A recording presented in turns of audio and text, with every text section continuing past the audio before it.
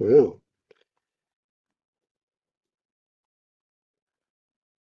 tell us where you're up to with this stuff, Leon.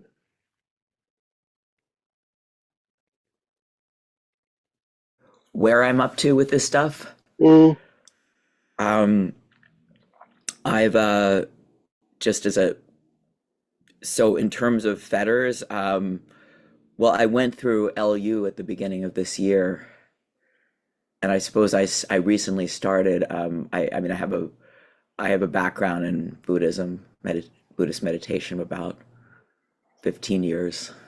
Um, so I suppose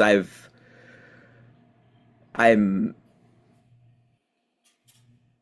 I suppose I've the maybe the first one or two or three. I don't know exactly where I am. I circle back to various ones. I've been listening to Pernil. yep. So that's I mean I'm certainly open to talking about anything related to any of the fetters. Yeah, yeah, yeah. Good stuff. Yeah. Yeah. Yes. So if you've been listening to Panilla, then you'll realise that a lot of people's views of the fetters about them requiring a sequential Yeah. toppling isn't really the way she sees it, and neither is it the way I see it. I mean, my experience is I have no idea which fetter I'm in half the time. Yeah. Yeah. Yeah, that's why the question kind of threw me. So it's um yeah, I don't know which one I'm not. I mean, I do think that what I will say is that um, I mean, I notice a fair bit of craving and aversion in my life, and that also and that also brings up doubt. Ah, well, that's So based on another story that says that shouldn't be there. yes, exactly. Yeah. So it is based on a story. Yeah. Yeah, yeah. So we get sucked in. We get really, as seekers, we really get sucked in hard into our expectations of how it will be. And of Yeah. course, we romanticize and idealize all of that stuff. Uh, when you actually compare that to the reality, it seems. Yeah. Um, so it's quite clear to you, I'm guessing, that there is nobody in there, no little man called self running the show.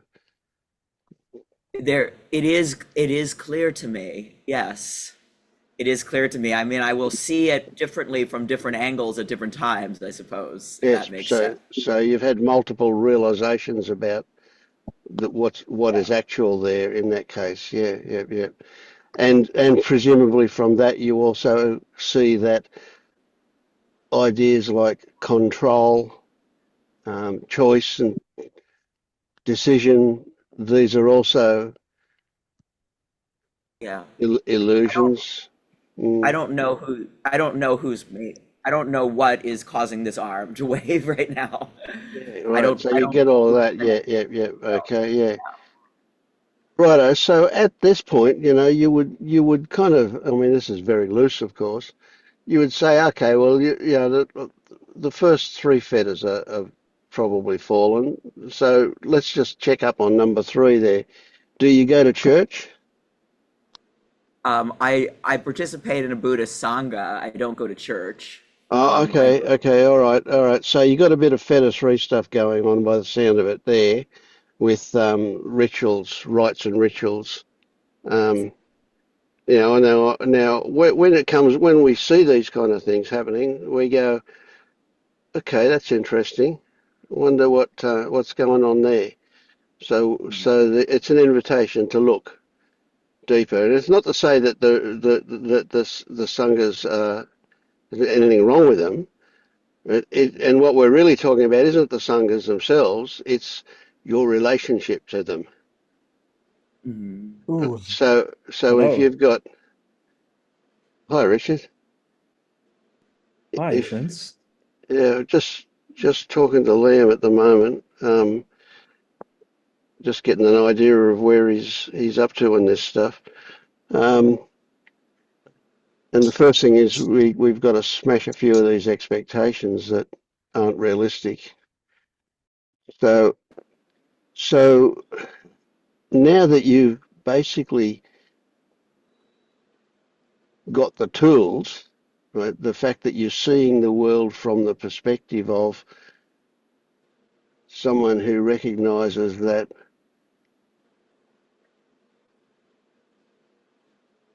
what a lot of people take to be real is in fact conceptual stuff. It's not real, it's just ideas that people respond to as if they're real.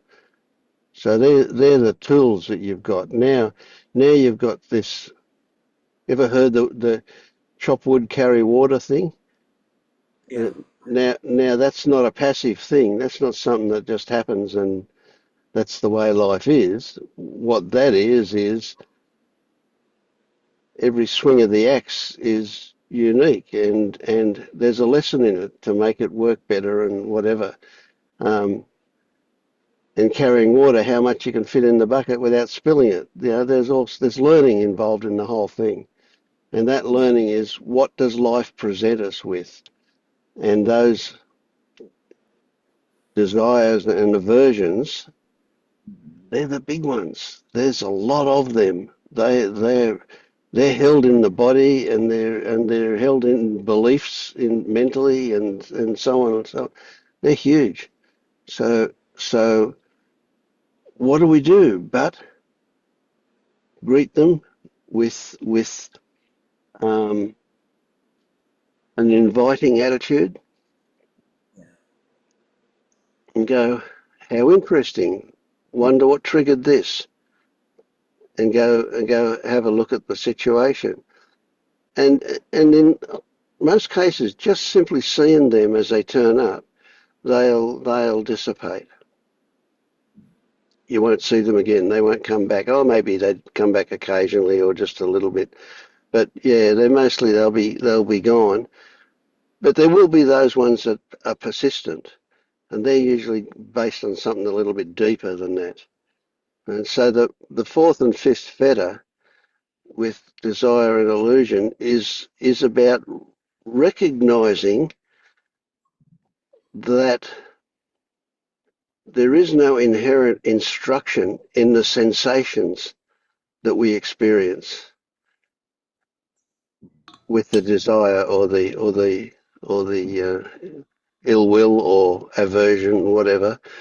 Um, the sensation's not inherent in the instruction's not inherent in the sensation. Right? That instruction stuff comes with the stories that hang off the sensation.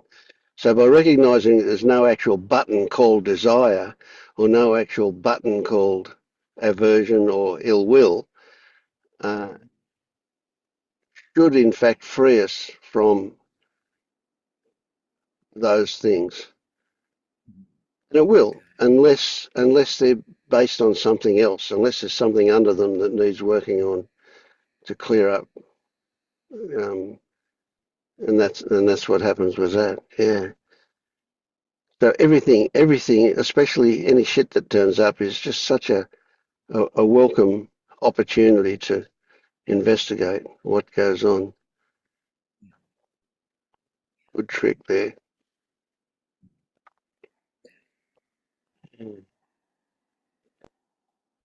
So look, yeah, now with this, and for all of you, but some you already know. But anyway, these meetings, nothing formal. You know, say what you like, say it how you like. If anybody gets offended, well, that's good. There's something to work on. Um, it's essentially be spontaneous. Don't ask for permission to talk. If you've got something to say, just wait for the opportunity and say it. And if two people talk together, one will usually acquiesce, and then it's fine. So no worries, no rules, no regulations. Let it rip. Right? We are being recorded, and it will go out on YouTube publicly. And if you've got any concerns about that, I can pause it. But also that also gives us something else to work on if that's an issue for you. Uh, yeah. Anyway, I'm not the boss of this show. We're all equals. We're all here contributing or getting stuff from it uh, as much as each other. So yeah, let's go. And so if you've got something to say, just say it. You don't have to put your hand Hey, up, Richard. Go hi. for it. Yeah. Hi, Vince. Firstly, just thank you for holding this meeting. Thanks everyone for joining. Um, so I found out about this about 3 years ago, and I'd say every day I've watched a number of videos and I'm reading ebooks left, right, and center. Um, I'm speaking to people as well. The thing that comes to my mind is that from the stories that I've heard of people who've realized the self, they've all done a certain amount of meditation, and most of them seem to have done probably hundreds of hours of meditation.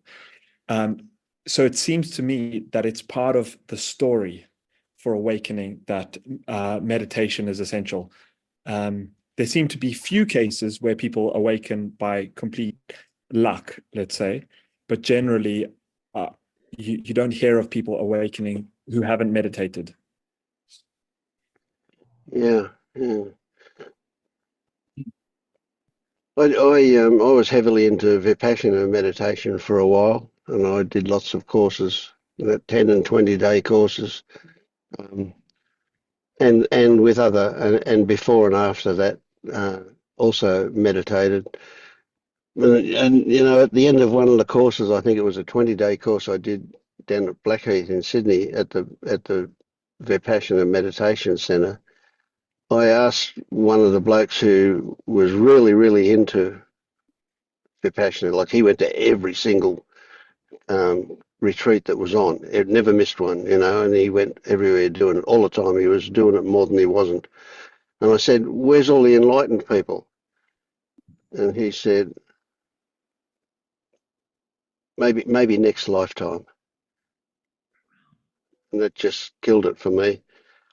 So essentially, I do know of two people, I think, and I don't remember their names or who they were, but I just think there's two people that I can think of that actually woke up from meditating. And yet there's thousands and thousands and thousands of people who've put in thousands and thousands and thousands of hours and haven't woken up as a result of that.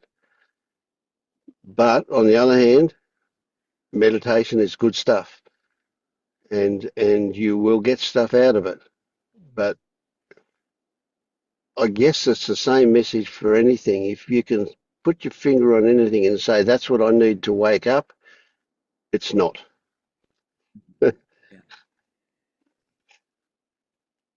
Waking up, in my experience, waking up happens with when a shitload of circumstances are all present and line up in the right way, and then it happens. And that's a different combination for every single person, you know, and their experience of waking up is unique as well. Even though there are things in common, but see the the level, the subtleties that become a lot more apparent to us when we do this investigation about what's actual and what's not. You know, there takes a degree of subtlety to look behind the obvious and see the way things really are. Um, and that um,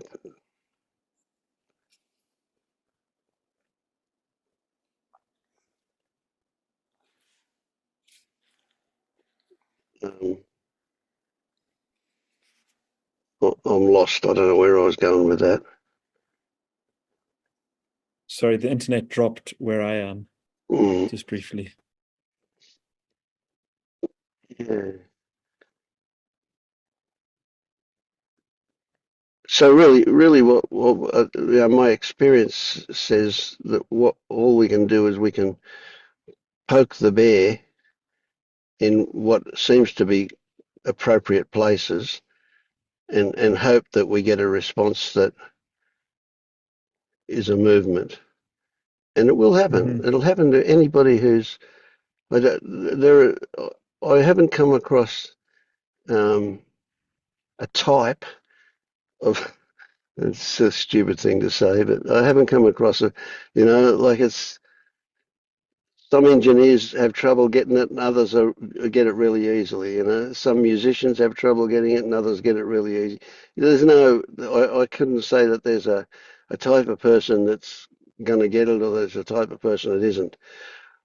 What I do imagine is the case, and this is based on my own experience, is that it helps to be really obsessive about this thing. So if it's your life, if you're thinking about it every day, then you're in the good position for this to happen.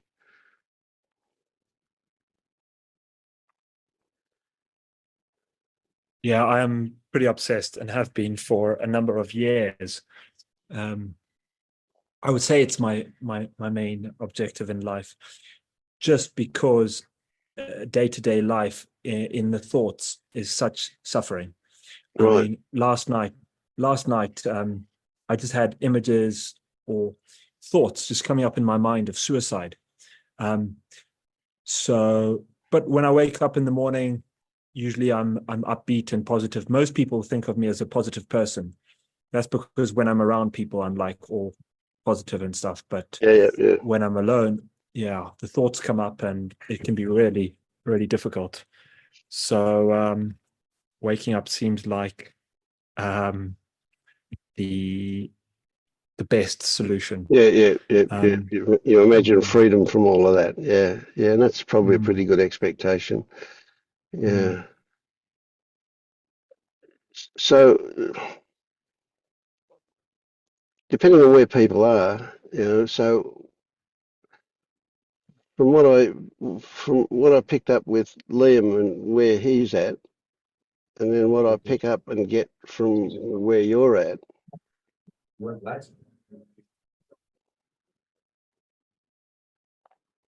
of course I don't know. I have no idea what the actual situation is. But anyway, I'm what I'm imagining for you um, a good meme that you could carry with you every day is that at this point, and it will change later, but at this stage, 100% of your thoughts are bullshit. 100% of your thoughts are the cause of your apparent problems, your suffering. 100% of your thoughts are going to lead you astray. They're going to take you away from what you need to look at in order to wake up.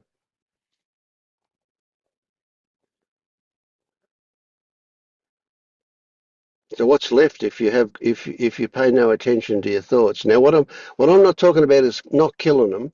I'm not talking about putting them in a cage. I'm talking about letting them do their own thing, whatever they want to do, and just pushing them into the background and let them do it over there and not Mm. engaging with them. So I've been struggling a bit with that. So I recognize that thoughts are bullshit.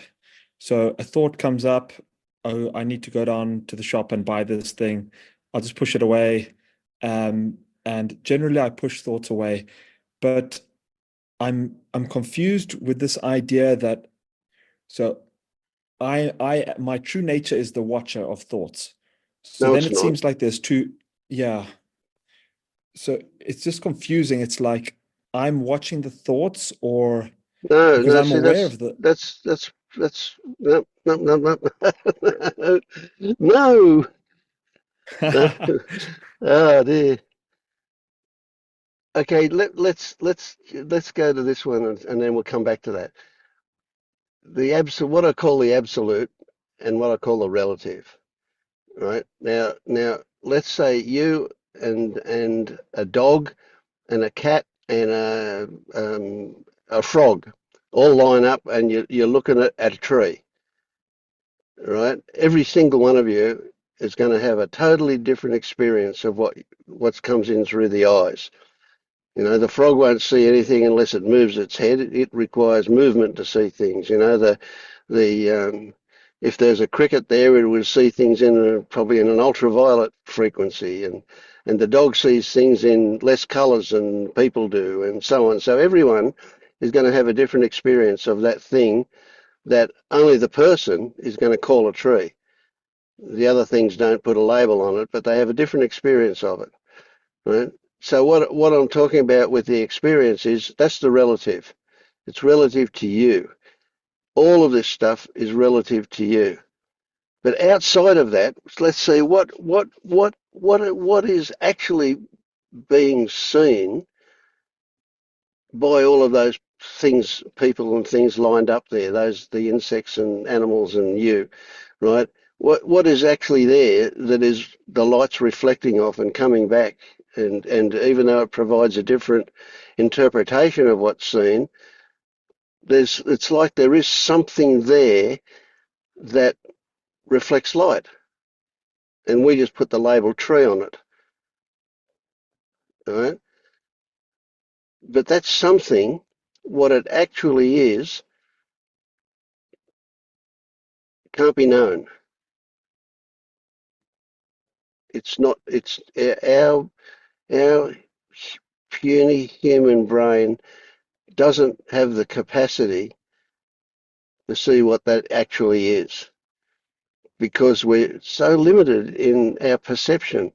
We can only see in a certain frequency of light. We can only hear in a certain frequency of sound. We can, you know, our touch is got a certain level of grossness about it, or whatever. You know, our smell is nothing like. I mean, the dog's got 400 times the power of smell that we've got, and so on and so on. So that leads us to interpret things according to us as a human being, and then the variations come from our abilities. You know, some people have got better hearing and better sight than others, and so on. And then add to that a lifetime of experience, which you know, also has an effect on it. So we've got a really, really personal interpretation of anything that comes into anything that we become aware of, that we focus on, right? And because it's so unique and personal, um, it's like you can say, well, nobody else can have that same experience. Not a single person can experience the way you experience the world or other people. Everybody does it in their own way. So that's a bit of a freak out. So what I'm saying is that what this thing that we called a tree, we don't know what it is. That's what I would call the absolute. That's the actual thing out there. And oh, you know, it's not really right, but for the sake of our story, we can say it's the physical world, right? It's the stuff that can be touched, right? But we don't know what it is. We just know that we have a certain experience when we touch it, whether we touch it with our fingertips or our ears or our eyes or our nose or whatever. You know, that any stimulation of one of our physical input senses uh, is going to provide us with information that we then make up a story about what that thing is. So the thing itself is the absolute. Our experience of it is the relative. So that now if we've got that under our belt, and we come back to who's doing the seeing, there's only one fucking answer you can come to, and that is unknown.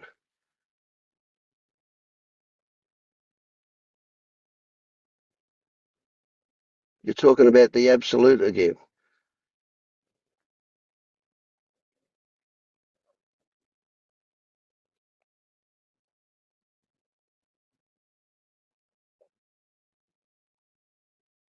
You know that there is seeing happening, but in order to come to a somebody seeing, you have to make it up.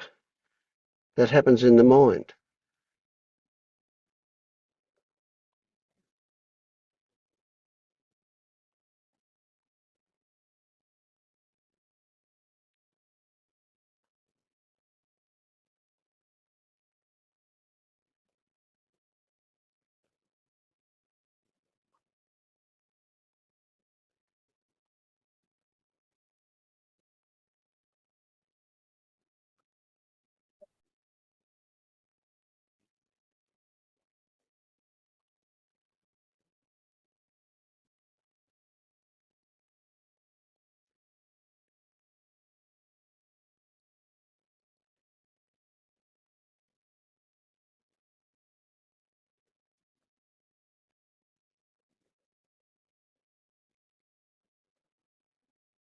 So if we've made it up with thoughts, we've made up the identity of self, I suppose what we're trying to do now is use the same process that we made up ourself to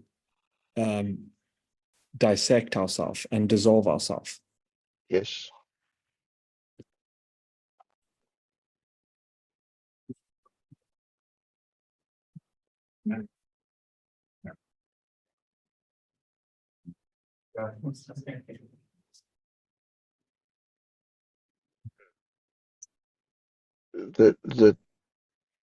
The technique that we'll use is just. No, John. Yeah, You want to attend to somebody? yeah, sweet. I need a card on it. There's a card in the box. Hi, Ross. How are you? I'm on a video call, bro. Okay, I'm back. Sorry about that. The technique we'll use is just to look closer and closer and closer at things, and that does a certain kind of what you say. It deconstructs the illusion that we put together mentally and then called it real. And so you can see quite logically, easily, that if there's no self, then there's nobody in there running the show. There's nobody making decisions. There's nobody that's got control.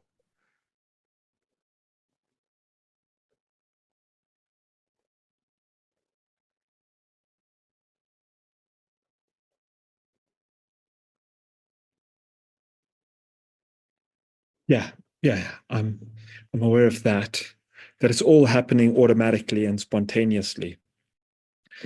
I've actually thought this way since I was a young kid. I remember asking, where do thoughts come from? Mm. It was a Christian school, so they gave me a biblical answer, but I never bought into their idea of how it all works. So it always perplexed me. The words that come out of my mouth are, where are they being generated? Who's generating them? That's always been on my mind.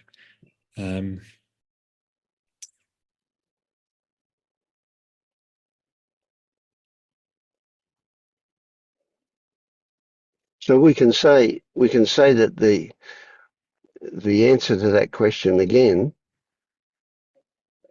lies in that area beyond our ability to easily understand it. It's a red herring to go looking for the why when the what is much more interesting and more productive. So if we just look at what is happening, then all of these illusions just reveal themselves. Because what used to happen was we didn't look at what was happening. We just did the predictive brain thing. We just got the minimal amount of information that was required for us to construct a story, and then we related to the story from then on. We didn't relate to the actual thing anymore. So we might have only, we might have walked along the path and seen a flash of green on some brown straight thing underneath it and immediately called it a tree. That's all we needed. We just needed a flash in the corner of our eye to come up with a story about what's there. And if we don't relate to it, it just stays as a story. sometimes we relate to that story like it's actual, like it's real. And that's where a lot of the problem, that's where the suffering comes from. And so at this stage, another skillful technique for handling thoughts is this is how I've come up with this one recently that I rather like. Imagine a thought as like a flying book, right? And it comes out of nowhere, comes from behind the head somewhere, and zooms past and around in front of us, and depending on whatever, we just get this flash of a thought as it's not there, then it's there, and then it's gone again. And if it appears to be persistent, then it's not because it takes a long time. It's because it's renewed frequently. It's the same thought kind of coming back again and again and again and again really fast. That's why it seems like it's one thought that stays for a long time, but it isn't. Thoughts they go at the speed of light, and that's the only speed they can go at. They kind of chung chung. So if you see it as like a book that comes flying past you, and you can see the title of the book, right? And so consequently you know what the thought is about, but depending on that thought, that book can be really, really thick or really thin, depending on how much of a story there is inside that title. But the whole point for you is not to open the book and start reading the content, right? You just notice the title, and then bye-bye thought. See you if you come back, or whatever. Mm-hmm. And that's a really good technique. Yeah. Do we still get things done if we are not attaching to thoughts? Absolutely. Yeah. Okay. I mean, what thoughts will still happen. Don't get me wrong. It's not to say that thoughts are.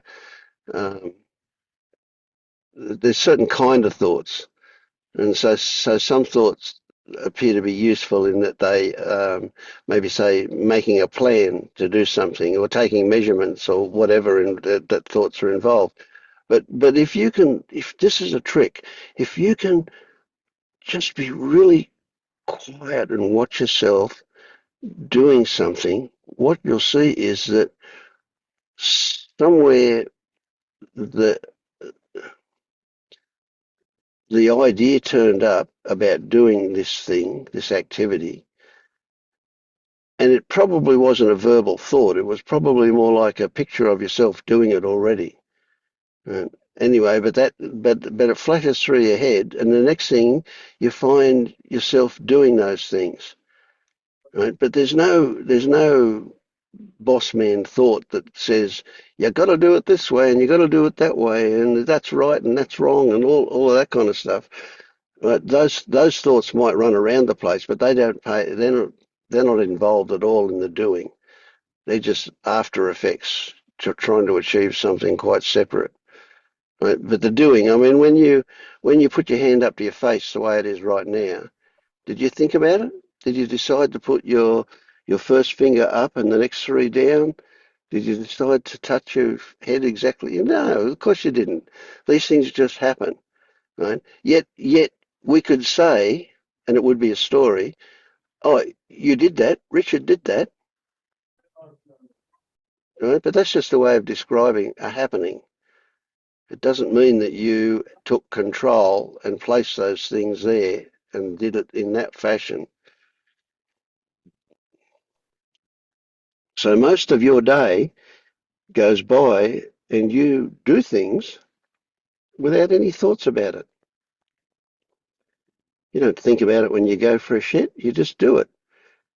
Same with you putting your shoes on or whatever you do, you just do it.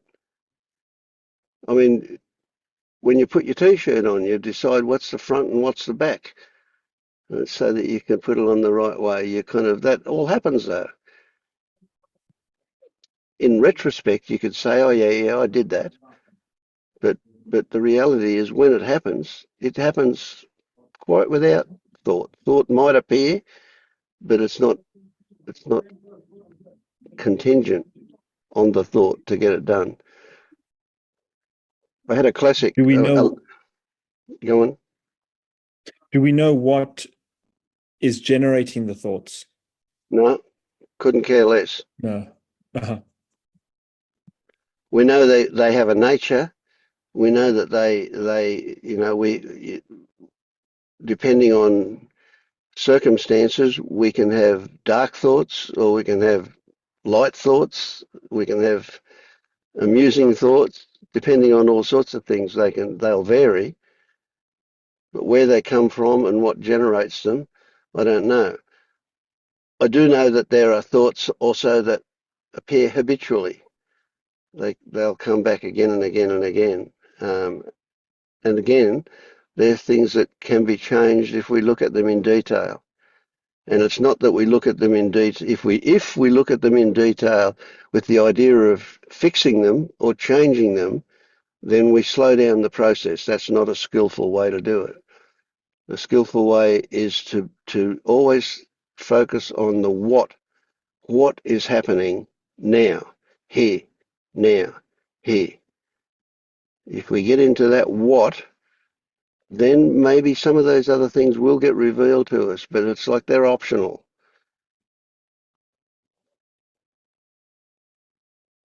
The what is a kind of it's a legitimate why. Why? If we ask why, we're going to go down rabbit holes and never find any satisfaction. But if we ask what, then the why will very likely reveal itself. But not because we chase it, just because becomes accessible.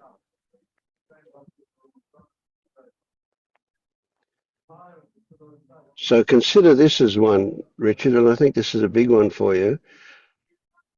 Is it okay to have questions that don't demand an answer? Or put it another way, can you be satisfied with having a question and be not much more than interested in any possible answer?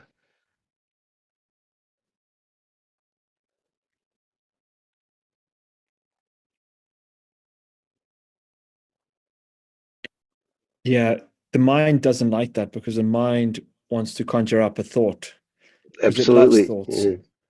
Mm.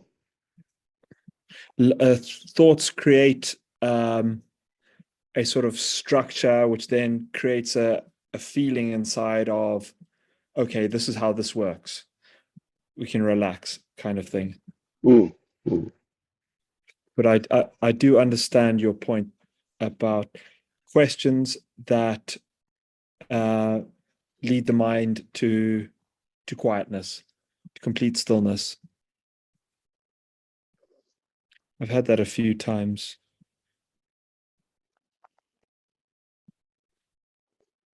Yeah, without doubt, you will have had a whole lot of different experiences you might call awake experiences. Right? And here's another reality, and for you too, Liam, and that is that we can go in and out of this stuff. We can be totally awake now, and then the next thing you know, we're back to doing something really stupid, like we're asleep again. But usually we'll see it happen, and that's often enough to break the spell. Yeah, that's a lot of the reason why I'm here is because it kind of goes on and off. You Mm. know, I find myself getting hooked by just some thoughts about, oh, this situation is very irritating. And then um, I find that, some thoughts are very compelling and sticking, and I Yep. believe them for a time, and then I can see through them, but it's a little while. Yeah. Yeah. Yeah.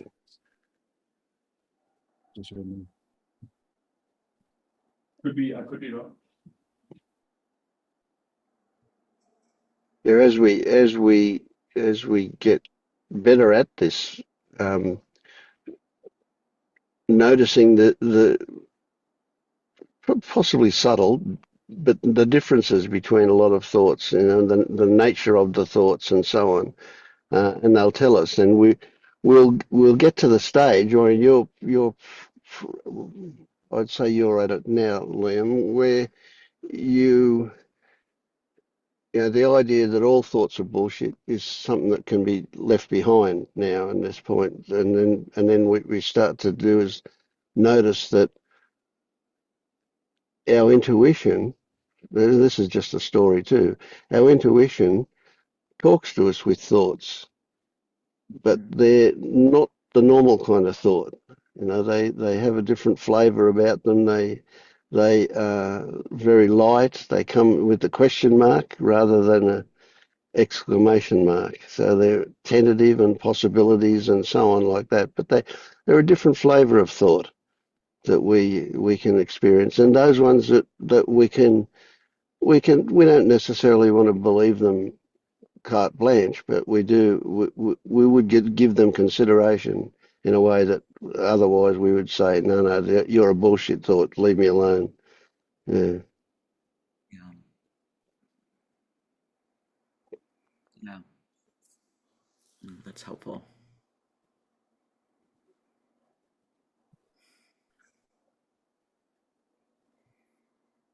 When a thought comes up about a future, and let's say an improvement on our lives, like I would be happier if I lived in a nice house by the beach. When that type of thought comes up, generally I just disregard it. I don't pay it any attention. But is there a point where you can see that thought and you can, like, let's say, write it down and start making a plan towards getting that outcome? Or in my experience, what I noticed was, in my experience, what I noticed is a lot of things that I wrote down to do, I never ended up doing. Yeah. So there's an interesting one. So part of the change in perspective that you're getting is that when that thought about I would be what words you said, more fulfilled or happier or whatever in a house by the beach, right? That presents as an opportunity for you, right? And it's not about the house at the beach. It's about happier. And it's not about happier. It's about where is that now? What is missing right at the moment that I'm conjuring a fantasy like that in order to feel better? Right? So another meme is it's never about what comes up. It's always about what triggered that to come up. So your thoughts will have you racing off, chasing sunbeams of houses at the beach and so on. And it's a short-term feel-good thing for the first 20, 30, 50 times or whatever. But essentially, it's about what's missing. What do I feel is wrong with now that stimulated that particular fantasy to come up? Can you get how something is an opportunity and the invitation from it is to chase it down rabbit holes? But the reality is not about it, it's about what triggered it.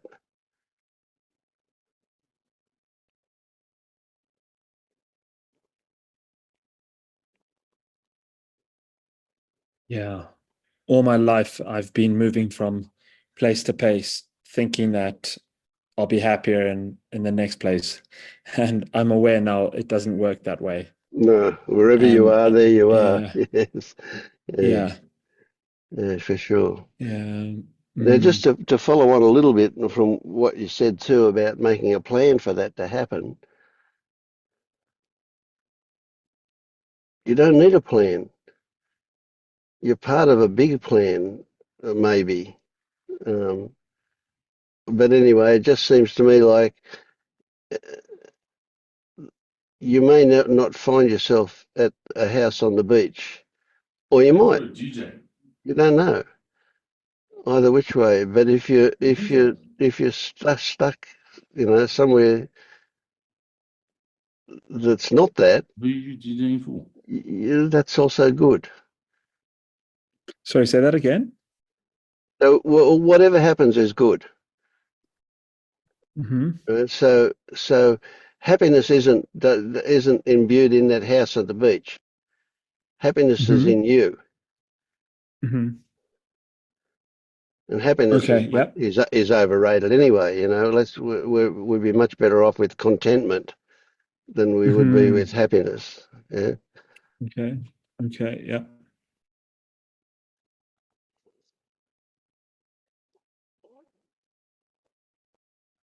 But things do seem to manifest in a way but it doesn't really make sense. So yeah, there's no point in planning for it. Just be open to it, open to possibilities. So couldn't you say that thoughts are like an indicator where you are at the moment? Yes. And then Yeah. thoughts are then a diversion from not wanting to stay with the bodily sensation underneath. So Yeah. you have this two thing going on where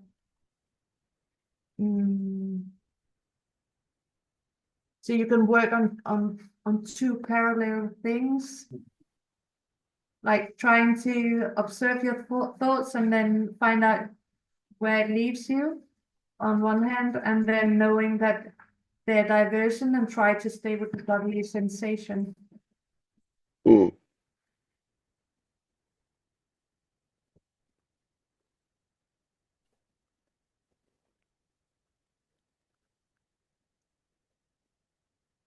Yeah, that's one way to see thoughts, and it certainly is the case that when we are presented with the slightest bit of physical discomfort, that let's say an emotion that's unpleasant, even just a little bit, if it just approaches, then we'll go into avoidance behavior. We'll try and get away from that. We don't want to feel that unpleasant sensation. So when we get enough of a hint of it that it's there, the body springs into action, and it will either be physical activity, or it'll be mental activity that we use in order to escape, to get away from those unpleasant sensations. And thought stories they just work so well. We can make ourselves they seem feel really good. real and Yeah. extremely real. So that's just a more detailed way of saying, yeah, well, at a certain point, all your thoughts are bullshit, not worth getting involved with. It's because if I earlier on had like a filter of my world is seen through the filter of fear, then I've worked through the fear thing. Now I have the filter where I see life through guilt. And I can see that it's different thoughts coming up and it's different stories that are created. So yeah, that's why I'm saying. Mm.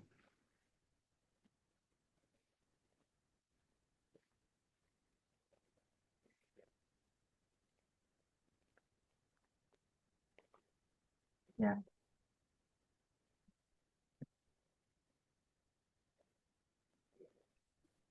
I had this experience this week where trying to staying with the guilt thing. I noticed that and let's say I'm working on discovering the story that's which comes up in a split of the second that wants to make me understand that it's really real what's going on. And so as I work and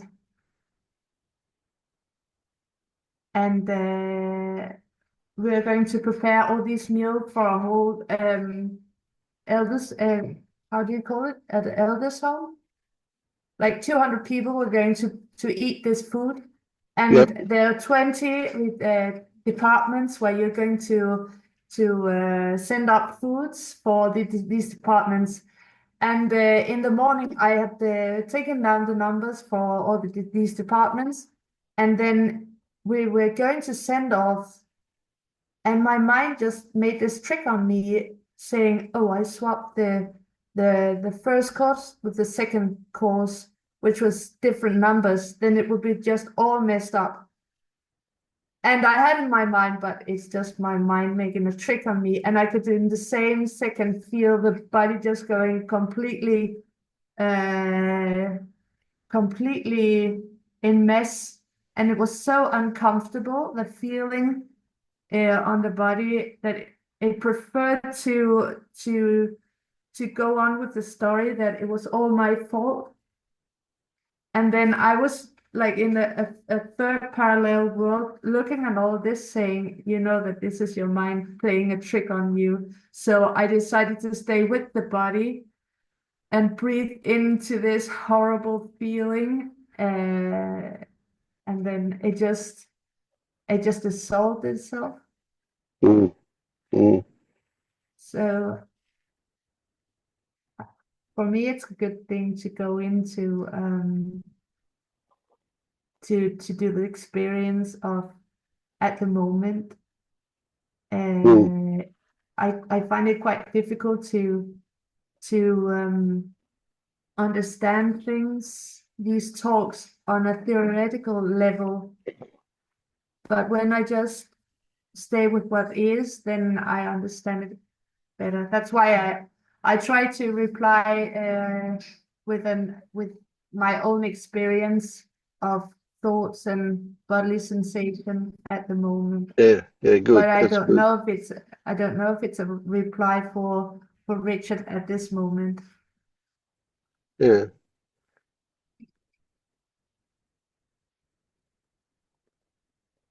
So did you get that, Richard? That what Giddy's saying is that a way out of the head, when thoughts start getting really insistent, and they start getting circular as well. That usually happens when they're really demanding attention from you. One way out of that is to focus on the sensation in the body. Mm-hmm. And there are some techniques with doing that better and better as well. And there is this overall title at the moment, which is guilt. And I noticed it because previously it was an overall title of fear, which is Yep. dissolved now. Now it's fear. Now it's guilt, and so I can see that it's the same thoughts coming up, which indicate that I feel guilt everywhere. I just wake up in the morning and it's my fault. Everything is my fault. So I know that then I can like notice that I'm probably going to feel guilty in this situation, and then I work with that, with the situation, and with what happens in the body and the thoughts that indicates that it's like that. Are you going to train okay, perfect. So the word's going to come here, and then we want to come to you on 3. And then we're just going to try to do it. So thank you guys, everybody, for your contribution so far. Giddy's story kind of brought up for me something that happened in the recent past, which is kind of similar to what she was talking about. And I was her story of like just being pretty convinced that she'd messed something up. And I had an experience like that as well. And Vince or anybody, if you guys have some thoughts on, you know, what to do in those situations. And Giddy, I think, voiced sort of one strategy that, well, I guess I'll just go ahead and say, like, it was a couple of weeks ago where, this very nice family offered me a place to stay, but I had to like leave kind of after they went to bed, to go catch a flight. And for whatever reason, after I left their house, I was thinking to myself, like, I don't think I closed the front door correctly, and this was on some level, I could recognize that this was a thought or an insecurity or whatever. But there was that creeping doubt that, like, maybe this is an intuition telling me that I've done something wrong.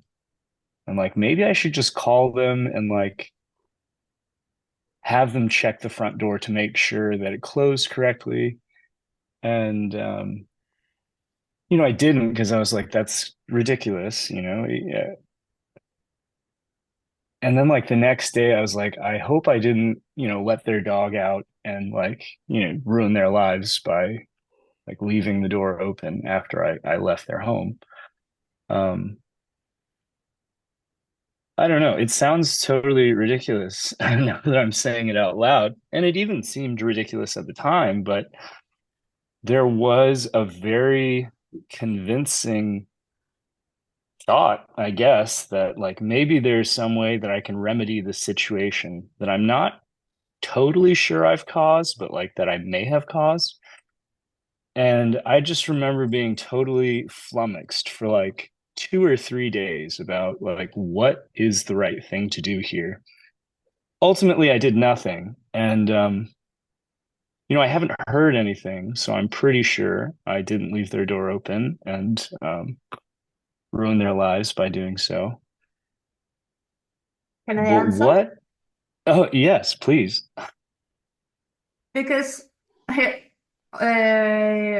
response would be just to be with the very violently discomfort that it left you in the body for as long as you can, and then afterward you could call the family and ask, did I close the door?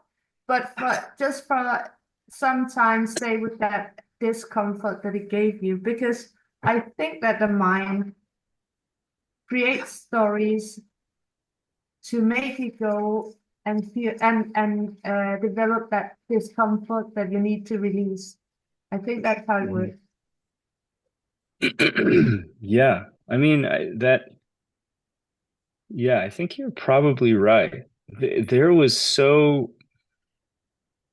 just so much stuff there, right? Because it was like a feeling of inadequacy, like, oh, I'm sure that I made this mistake. And then it was a feeling of like shame, kind of like, I don't know these people that well. Like, I don't want to call them and bother them after they've done me this kind favor, for no reason. If, in fact, I didn't make this mistake. You know what I mean? Like, there is just, yeah, I got really wrapped up in it.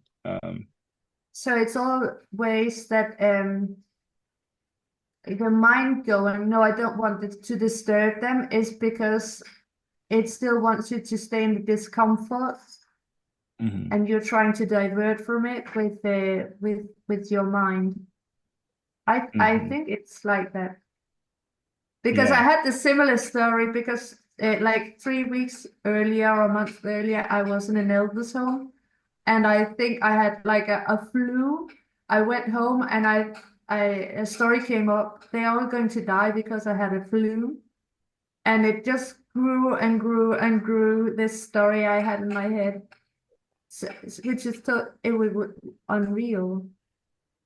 And I think it was just to stay with this discomfort that the story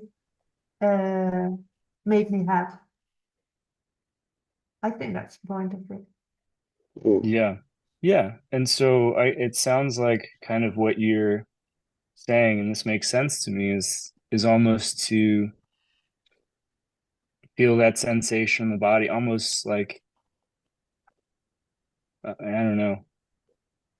Interesting. Okay, I'll have to process that. Like almost like the thoughts are there to distract you from the uncomfortable sensation, which is in fact something that we need to learn to sit and tolerate, I guess. I don't No, know. no, no, no, no. You almost got it, but just missed that last little bit.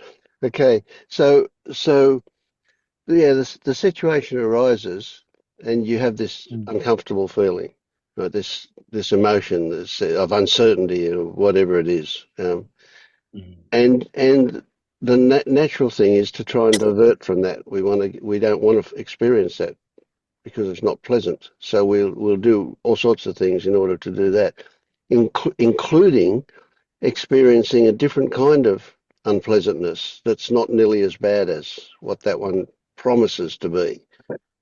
So we sometimes we're left feeling shitty, but that's a better shitty than the shitty that we're avoiding. Um, so anyway, so come back to that other meme that I mentioned to Richard earlier. That's really, really useful. It's never about what comes up. It's always about what triggers that to come up. What's underneath it? So if you look at Yeah. that and you go, well, it's not about whether or not I left the door open. What it's about is what that situation triggered. What was it? What was it that's underneath that? Yeah. I mean, my kind of what I'm seeing or what I am perceiving from that is like inadequacy, like a lack of confidence in myself, like, oh, There I'm you sure go. I messed Yeah, this up. And also a feeling of not deserving the kindness of these people who let me stay in their home. yeah. That And made it like, worse, didn't it? Yeah. I mean, and I recognize, or at least now, and I think even at the time, I recognize like, you know, so Then you can get really complicated. You can really come down on yourself for not doing something about it. You know, yeah, why didn't you? I mean, it's obvious that no, okay, you didn't want to disturb them. Say you didn't want to ring them up and say, maybe I left the front door open. Could you check? But maybe it's also about avoiding the feeling of being stupid, especially if they get out of bed and go down and go to all the trouble to discover that the front door is shut okay. You know, so you end up doing nothing. And then you feel bad about the fact that you did nothing. And so it goes on and on and on, doesn't it? It really very quickly escalates into something else. Right? So yeah, I mean, that's precisely what happened. Yeah. we don't know what's going on underneath, what triggered it, but we know that something did. Something triggered it, something. And that something is almost always going to be a belief we've got, and usually a belief about ourselves. Now, don't worry about too much about that, but that's the kind of thing that will be revealed to you when you go, how do I get out of this thought loop that's causing all these problems? You get into your physical sensations, right? You go down there and you go, oh, okay, it's a feeling.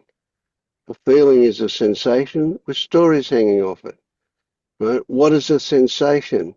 And as I'm looking at the sensation, I'm watching the stories go by, but I'm only looking at the title of the book. I'm not opening any of them. I'm not engaging with any of those thoughts. I'm just watching them go by whilst I try and get closer and closer to this sensation. And by the time you do get close to the sensation, it's going to dissolve. But guess what? The thought loop's finished. It's not doing it anymore. Right? And with a bit of luck, you will be in a situation where you'll have a bigger recognition or realization about what's underneath that. And we won't dismiss it when we say, oh, I just feel like I'm not good enough. That's pretty serious shit. Yeah. It also requires a belief in a self to have that belief. Right. That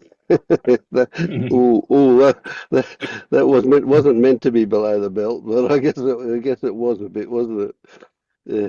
I mean, no, it doesn't. Yeah, no, I accept all that. And so just to, I guess put a bow on it, or as much of one as I can. So in this situation, I'm thinking like, oh, I might have messed up. Like, what do I do? It sounds like, you know, it would pay to look at, what brought this situation about, what makes it so distressing. And in this case, I think it's feelings of inadequacy, shame, not deserving, this kind of kindness. Yep. And then to sort of look at the sensations and try to peel apart the story and the thought from the physical sensation, and to really just be with the sensation as much as possible. Yeah, absolutely. Yeah, the thoughts will just drop off when you approach the sensation. You don't need to do any work to get rid of them.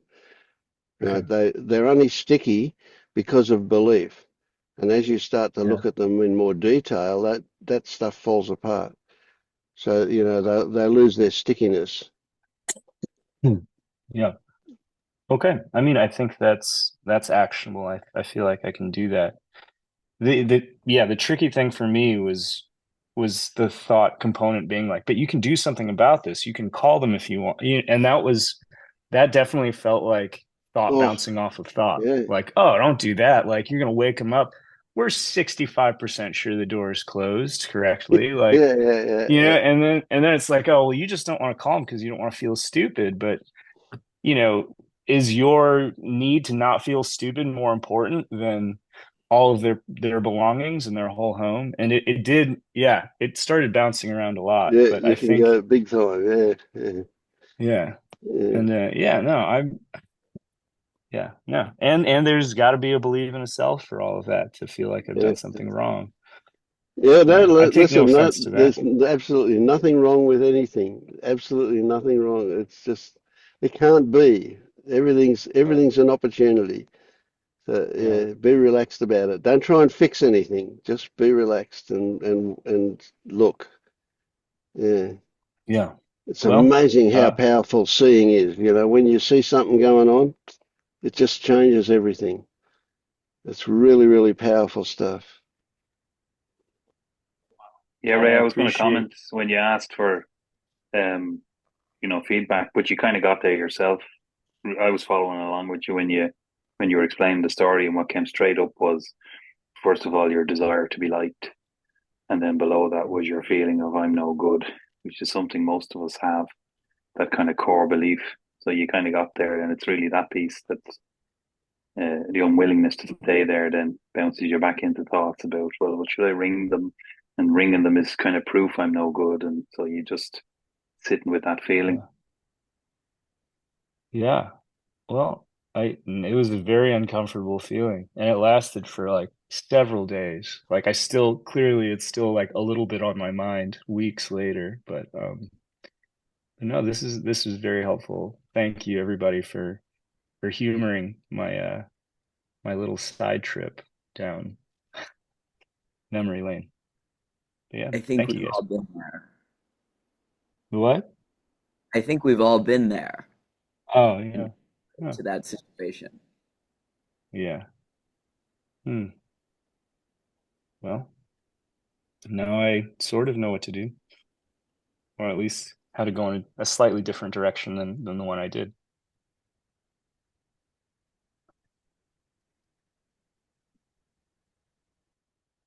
Mm. So see if you can work out how to do whatever it is comes up to do without doing it.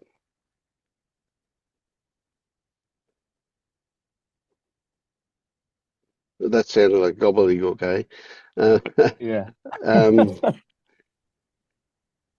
Yeah, I mean the natural inclination doesn't matter what I say. The natural inclination is you're saying, oh, I want something that's actionable, I want something I can do. I want something that I can grab a hold of and change it. And that's not the way things work. Mm. But have those thoughts. That's a good stepping stone. But when they actually happen, if you're watching it, you'll realise that it had nothing to do with your idea about how things should be. Mm. Hmm.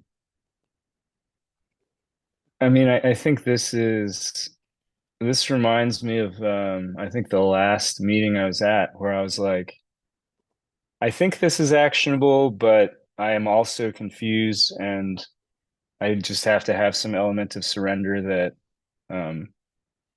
like there's no way to know how this is going to manifest in a future situation.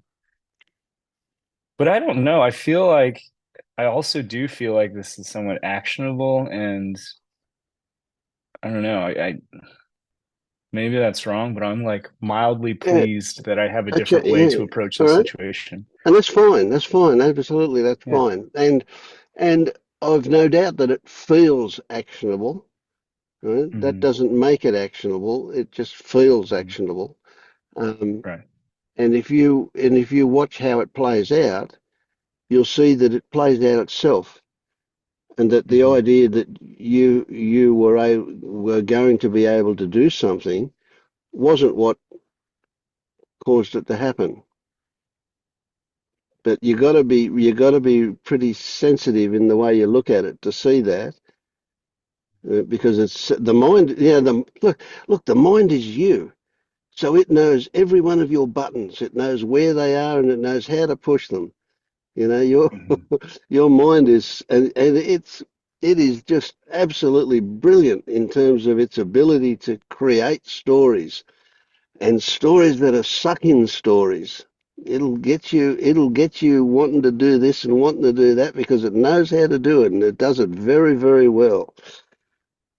That's why I say at this stage, 100% of your thoughts are bullshit is a better way to just not engage with them. The moment look, I'm saying don't open the cover. See the title on the book, but don't open the cover. You're reading the preference, and it's so good that it's sucking you in. Just don't open the cover. That's the only way to not get sucked in with thought. The moment you start looking at it, you're gone. Yeah. Hmm. Do you That's do you think interesting. Yeah. energy? Sorry, go ahead. No, I was just gonna say like I guess I'm not totally sure how to like express gratitude to everybody. Like I feel like my default way of doing it was like, thank you everybody for your input. I will try to put this into action. When in fact, I think it's fine just to like have gratitude, Yeah, and great. say, thank you everybody. Yeah, fair Yeah, enough. yeah, good one. I like that. Yeah, When are and you when are play you with going to them. action it, Ray? Hmm? When are you going to Sorry, say action it? again. When am I gonna action it? Um I mean, what's coming up for me is that in the future, if such a situation arises, my exposure to you guys and sort of the input that you've had will either play a role in how I respond to that situation or how, you know, I guess kind of how I respond to the situation in that moment, or it won't. And that's not really up to me. Uh, I don't But know. is I it don't is know if it that's a is it is it not here now, Ray? Like, would it not be the time now to action it? Because now is all there is. mm, Like, is it not here now? That feeling of no good. I think it's always here. Um, yeah. So, like, if you feel it, what does it feel Yeah. like? Oh boy. I it just I it's hard to put into words, but Where do you feel it's it? almost in the pit of the stomach, right? Sort of between the chest and the lower gut. But yeah, it's there. And if it had a voice or if it wanted to say anything, what would it say? Um, don't look at me. Yeah.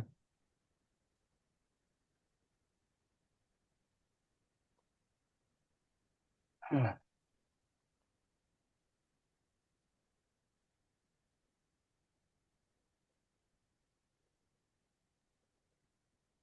And without the label, like, don't look at me, what does it feel like? Is it tingly? Is it tight? Is it hot? It's a tightness. Yeah.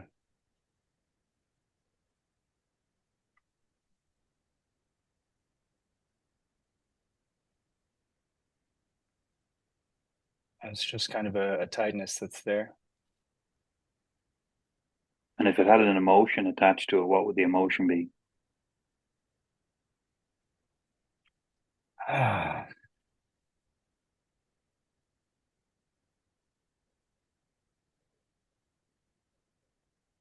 probably fear.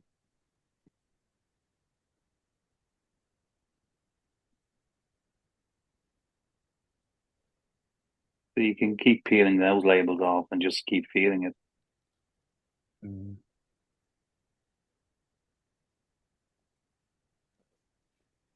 Otherwise, you're just going to be talking about it forever.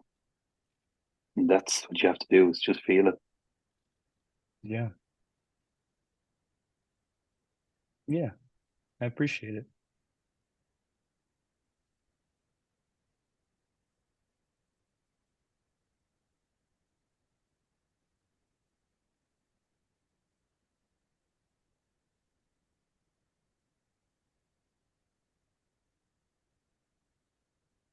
I was just wondering, when you were feeling it, was there potentially any other emotions kind of suppressed underneath it, like anger? Or, it can be quite tiresome and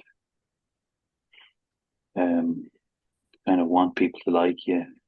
And when it's underpinned by that feeling of you're no good, and I've felt all that stuff myself.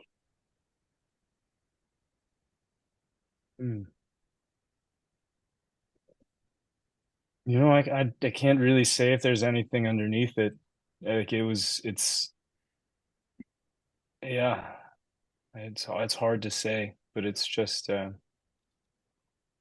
whatever it is, it's like definitely there. And Yeah, I think that's the yeah. practice, to just feel that energy, that sensation, that tightness, and in a way let it tell its story, but let those stories go, like Vince says. Just peel them off, acknowledge them and peel them off and see what else comes up.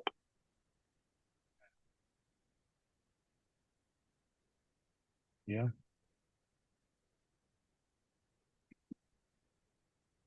Yeah. Thank you. I appreciate that.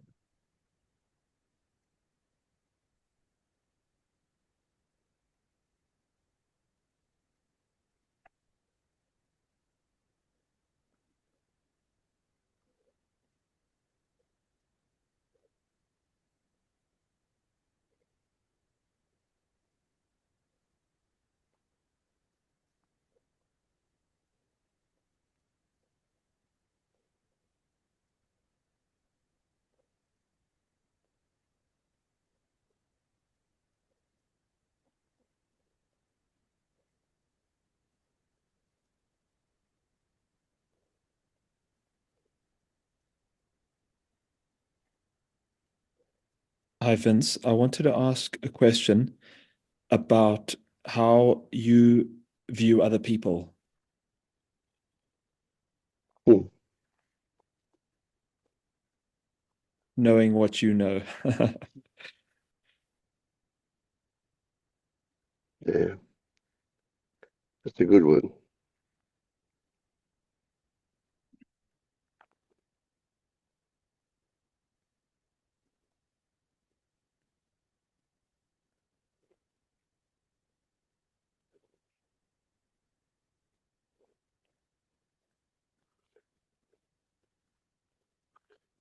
I guess it would be most accurate to say that I have stories about other people, and those stories are seen as stories, yet they're acted on as though they were actual, even though I recognise them as stories.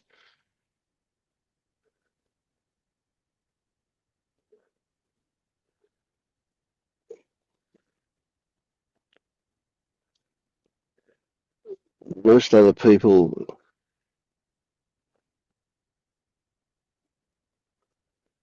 I guess we've got to talk about whether or not people are, whether there's a relationship, uh,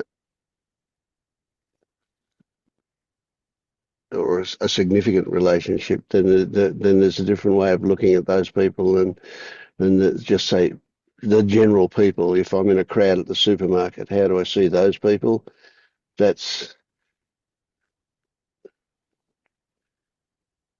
not so important. I don't really see them as much different to uh, anything else in the environment.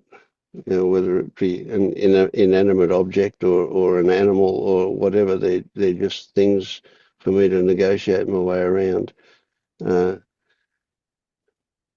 Whereas people like yourselves, for example, people that are in my family, people that I'm having a relationship with, um,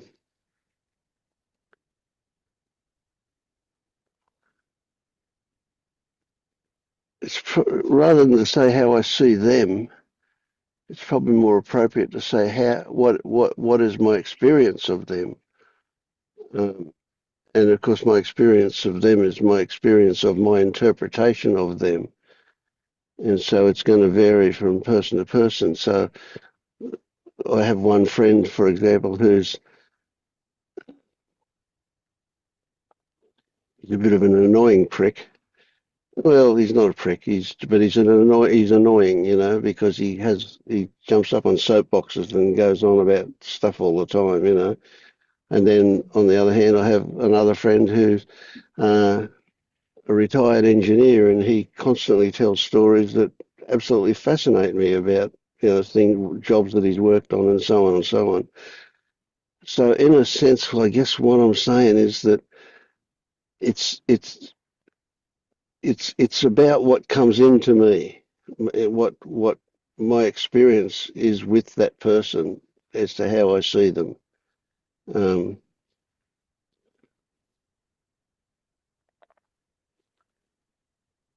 when I think about, so that's just two people, and now I'm thinking about a third person and the relationship there, and then there's another. Then so I can just go on and run through everybody that's in my life,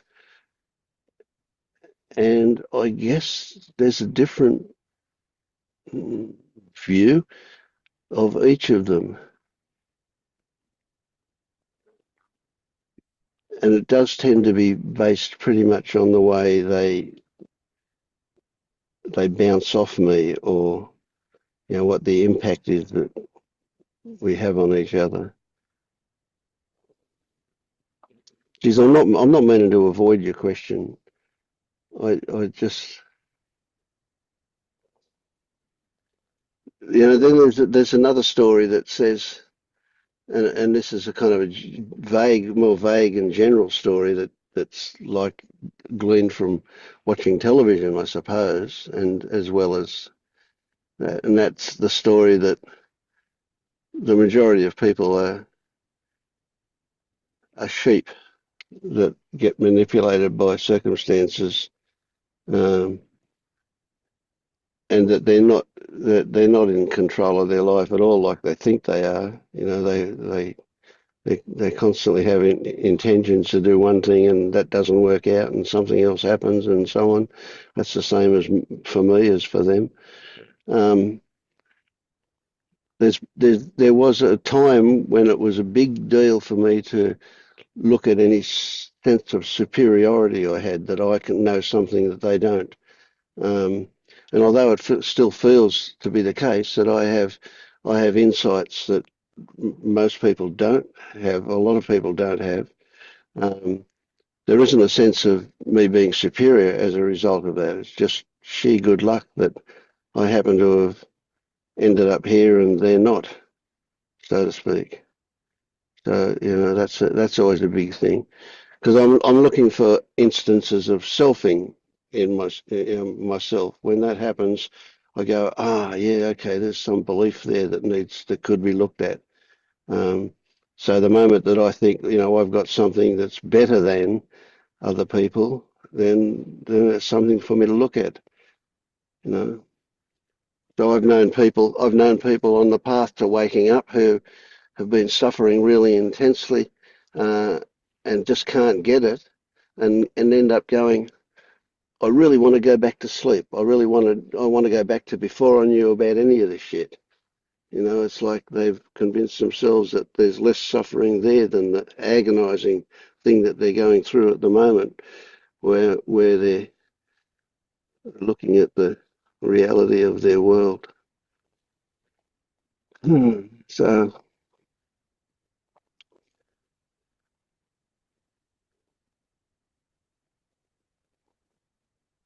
I don't know. Then there's this kind of story that says, well, the only thing I can see in anybody else is stuff I project. And if I've got it to project it, means it's been part of my experience.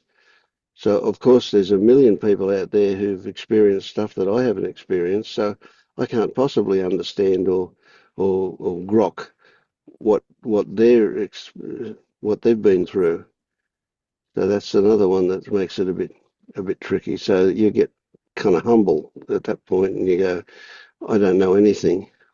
Well, like I don't really even know what my own experience is. I only know the way I interpret it, and even that's forgotten as soon as it happens, probably. So yeah. And stories about what this all is. Do you ever try to like imagine what this actually is? Yeah, yeah. I have certainly been down that road, and I've got a great story that works really well for me. And what this actually is like a giant Santa sack on my back, a big sack that's full of mystery. And out of that mystery comes everything and passes through, and I call it my experience, and then it's gone again, and so I presume went back into that bag. But it's huge. It contains everything that I don't know, which is everything. So it's infinite in its size. It's like the TARDIS. It's much bigger on the inside than the outside. But I just have this story of this bag, and it's kind of weird because it's very light. It has no weight, and it's like a balloon that's been blown up, so it's kind of full, even though, you know, you could put your hand in and feel nothing. It feels like it's empty, but it's just a mystery bag. It's all a mystery. I have no idea what it is. So that's, yeah.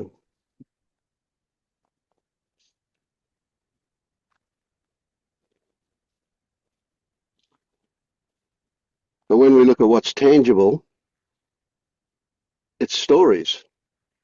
It's stories all the way down. Stories inside stories, inside stories, inside stories. And every story is really 100 stories, and they're all kind of interwoven with each other.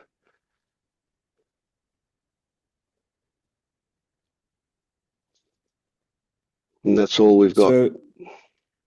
So the point of awakening or seeing the nature of reality as it is, that's not a thought or a Uh, belief. Well, if it's the point of, then it is a thought or a belief. But there is no point to it. So you're making things up again. You're making something out of nothing when you go, well, why? It's logical that if we're doing it, there must be a reason why we're doing it. That's logical. That's bullshit. It's just a story. It might be logical, but it's irrelevant.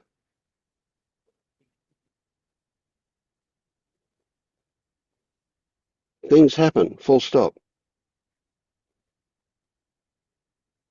it's kind of weird. It's paradoxical that it is really, really simple at the same time as being infinitely complex.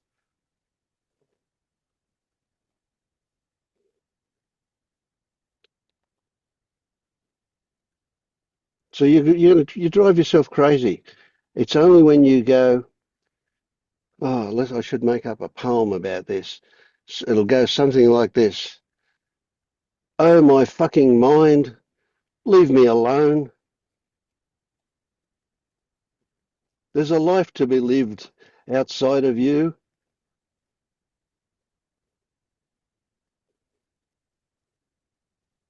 One where the magic resides. There's no magic in thoughts. Well, maybe that's not true. Okay, as soon as I said that, I thought, yeah, there is magic in thoughts, but yeah, not this kind of magic. Yeah. Everything's paradoxical too. There's no way, there's no way you can get around that. Yeah.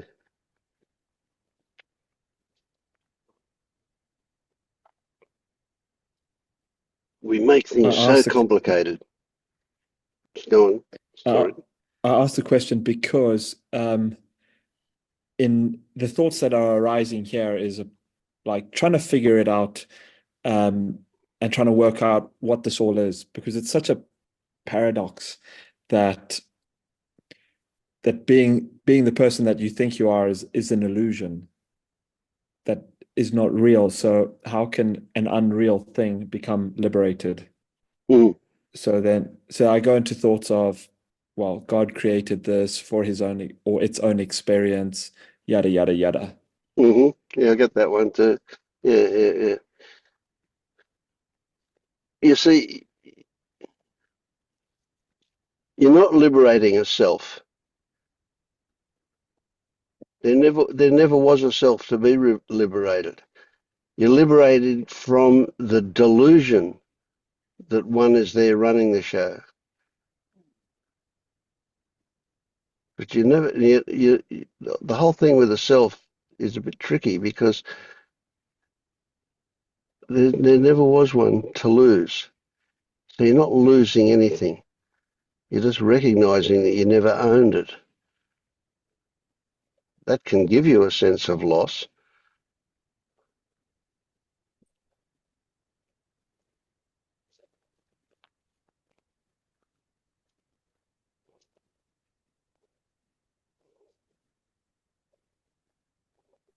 Would you swap your awakening or liberation for anything in the dream?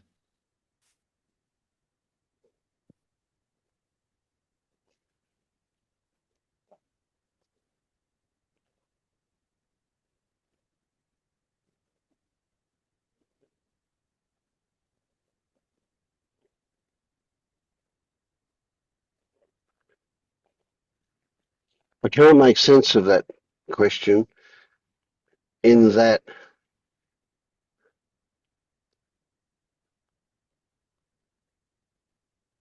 you're asking me, I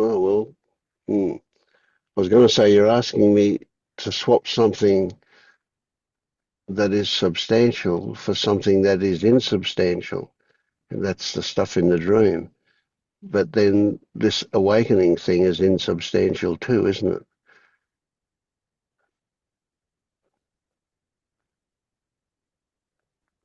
No, I don't have any delusions about say wealth or prosperity bringing happiness. Not that I'm against any of that, and I certainly would love to win the lottery. Um, and I've had fantasies about what I would do if I did, uh, just like everybody, I guess. But it's my attachment to that. So if I don't ever win the lottery, it doesn't matter. But I still buy lottery tickets. I spend $1.65 every week on a lottery ticket.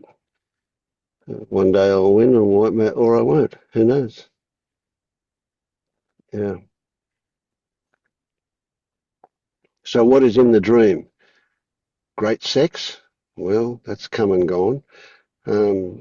wealth. I've got enough. I don't have enough to splash out and buy a new car like I'd like to, but I have enough. I certainly don't go hungry. Status? What the fuck's that? You know, to be popular, to be what a rock stars get. I don't know.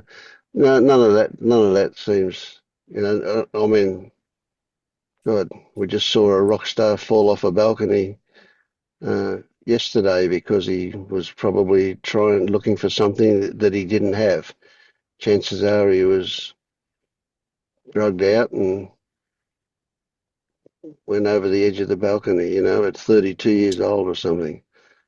Crazy. So, yeah, we've seen a lot of rock stars commit suicide. You know, they've got millions of dollars, they've got popularity, they've got all of that stuff. Ego couldn't be bigger. Yeah. And then they commit suicide. Fuck. So what could I swap for? Have you got something I don't know about? What's the Just to jump in, Richard, I think it's probably more important for you to kind of consider why you're asking all the questions. What's driving all the questions? Is there an emotion? Is there a feeling? Like, what's giving these questions their fuel?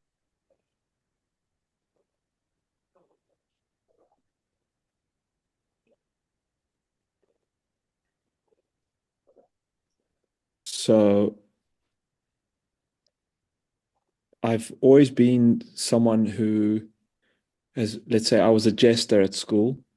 I was always very good at entertaining and keep making people laugh.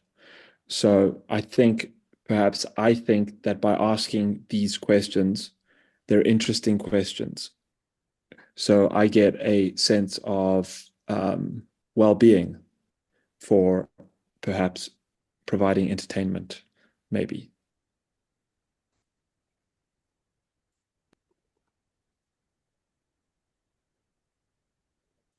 Do you see the opportunity in that?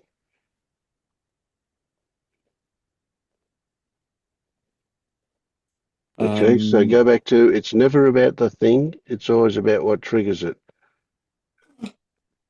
So what is behind you wanting, needing, however you want to put it, to be entertaining? You want to be liked, of course, you want to be liked. Are you a people pleaser? Yeah. Yeah. I don't ever like to say no to people. I work quite hard to. So a lot of people like me. So why do you need to be liked, Richard? I would say I grew up in a home where there wasn't much love or affection. My mom was quite depressed, so I used to make her laugh. And I think I'd get brownie points for doing that. So mum would reward me. So then I got to school, I was like, okay, I know what works. Keep everyone around me happy.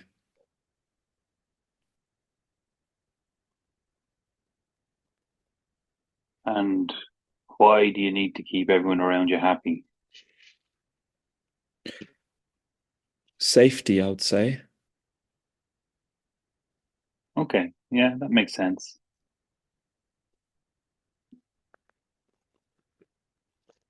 So what would you say just you don't feel safe?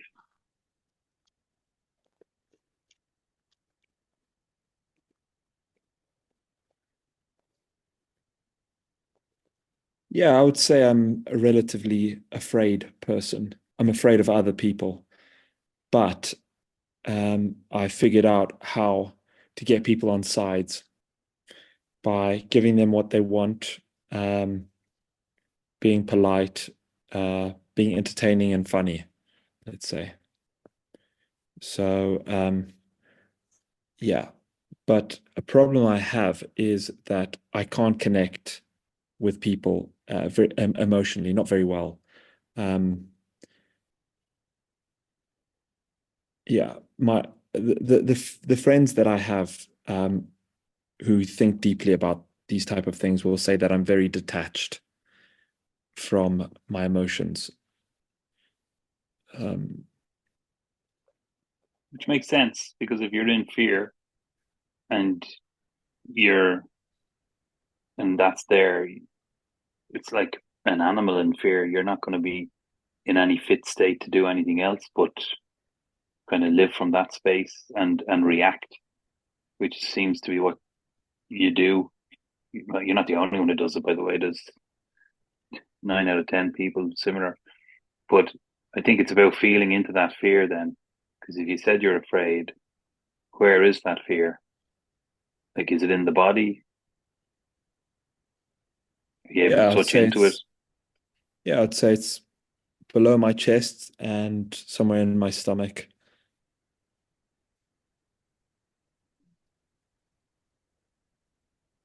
So if you just take a minute to feel that,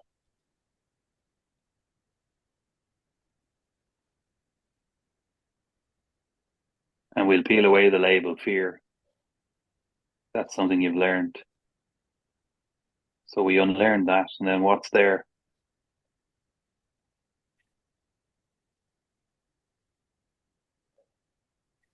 The words that are coming to mind are a child that wants to be loved.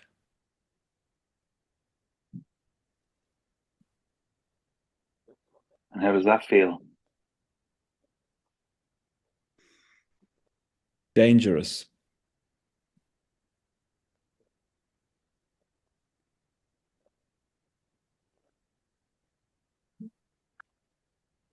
Yeah, I've managed to somehow suppress a lot of the emotions that are necessary for bonding with people and having deep, meaningful relationships.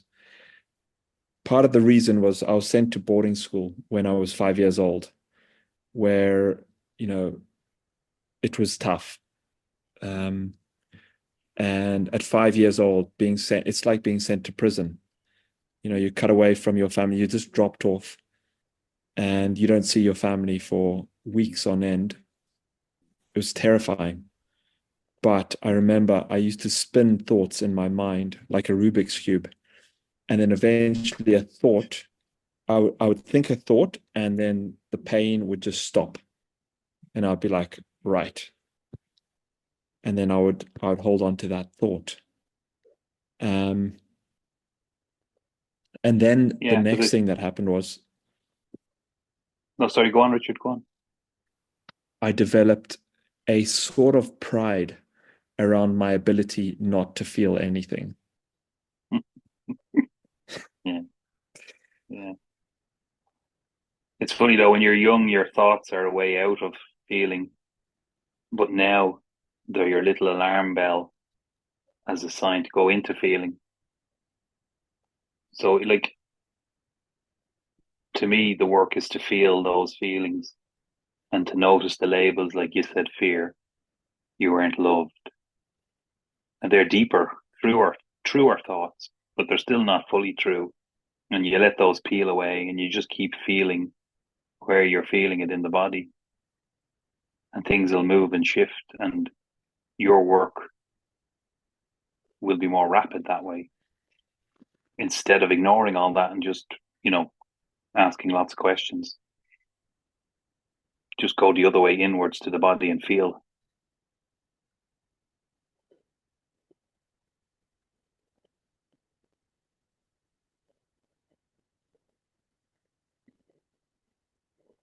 Thank you. I hope I will be able to do that. You can continue to do it here and now.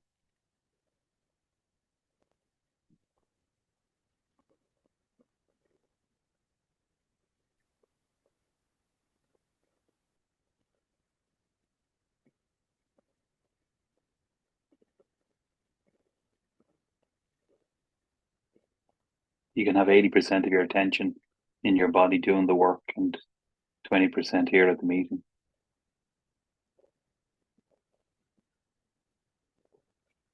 my mind just immediately wants to go to concepts rather than just feel. So that's your little bell. That's your little alarm bell to go into the body.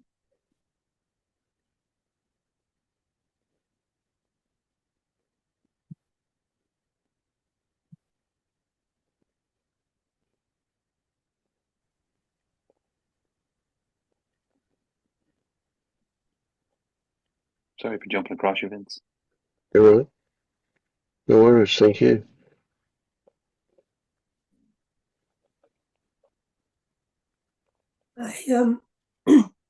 Sorry, is that interaction finished? I can never tell. Mm. Is it? Yeah. Yep. Go on. Yeah. Not sure how to talk about this. It's quite interesting and scary. But everything, some of the things you were saying, you know, like talking about paradox a lot, talking about other things. There's like two black and white opposite sides of the coin that seems to be going on for me. Quite dramatically, really, like life and death. So I've been ill for quite a while, having lots of tests to find out, and I can't find out what it is, which I hate not knowing what something is and what I can do about it. So that's a test. And then the extremes, the black and white, the life and death thing, feel like I'm either completely alive and well, or I'm at the other extreme that feels the opposite, and I don't even know how to describe the opposite of that, but it's there with the body pain. So it's not a consistent pain. I just drop into pain.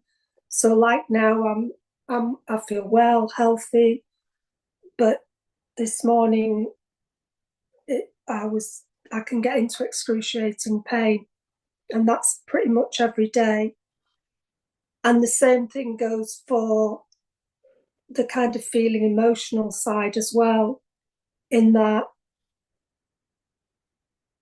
whether the pain's there or not as well, the emotions don't seem to go in line with it, although yeah, obviously I'm going to feel a bit worse when I'm in pain, but it's kind of separating. So like this morning I had pain, the pain went, and then I had a very low feeling that feels quite childlike. And the story that always comes up with it is, I haven't got anything to do today. I don't know what to do. I haven't got enough friends, and the fear of being alone. And the opposite one of that, like yesterday and the day before, so this is the black and white, is I don't want to be around anyone. I absolutely love every minute being alone. I'm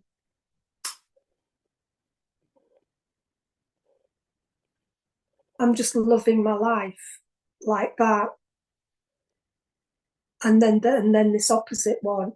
So it's the same with the feelings as the illness, and it's very strange.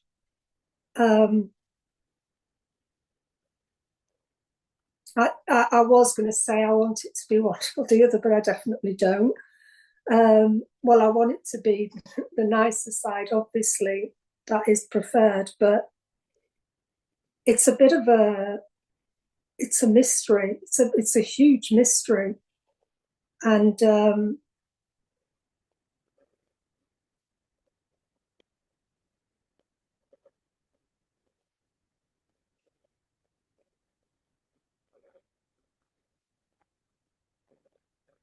I think I find that mystery difficult. I think I find the blips back and forth difficult, because I can feel really like settled in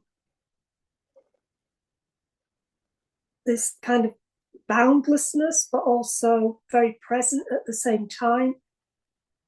And then the other side of just get me out of here. Just escape, escape, escape. You know, I don't want this. I can't deal with this. I can't handle it. It's too much. So those are the two different things. And it also feels a bit insane because it's like, I almost don't see my friends because I don't know which one I'm going to be in, which of these characters I'm going to be in, and whether they know what's going on, or I can't even explain it to them hardly. Yeah. So I just wanted to share it to see if anyone might say anything that's helpful or insights.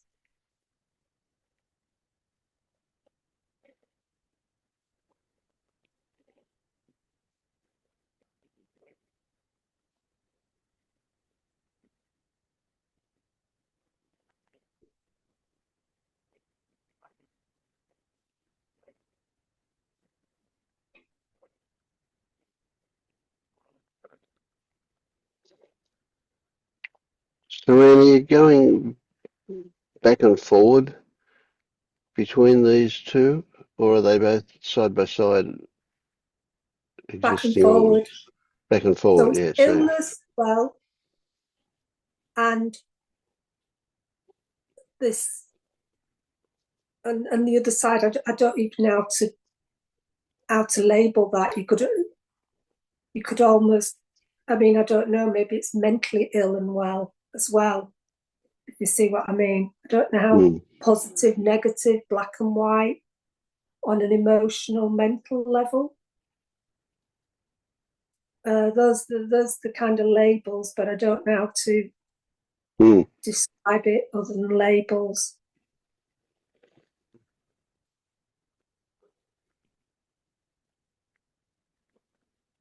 And are you aware of which way you've swung, which side you're in, when you're in it, or only when you come out of it? Well, obviously with the illness, it's very obvious when I'm in it. With the other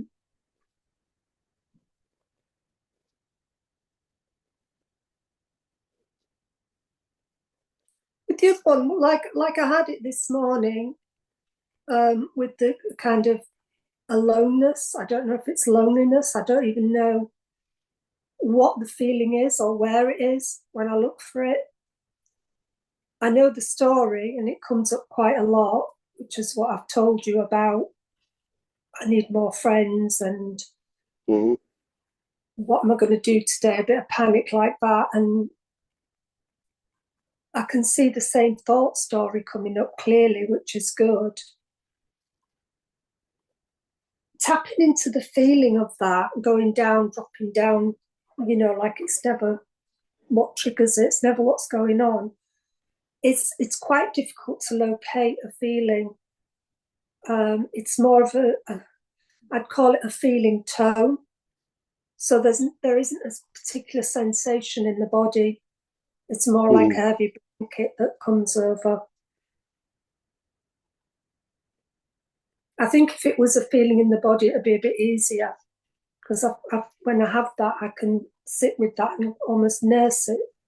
But with a feeling tone, it's kind of outside the body as well. It's not something you can get a hold of. No.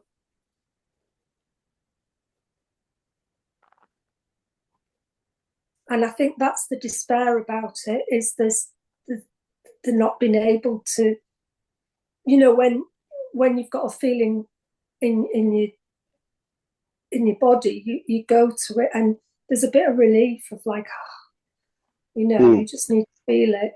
But with this, I just can't. And every time I come on here, and if that's there, I can't. It feels a bit hopeless because everybody's like going to your body, and I'm like, on that particular one or certain ones.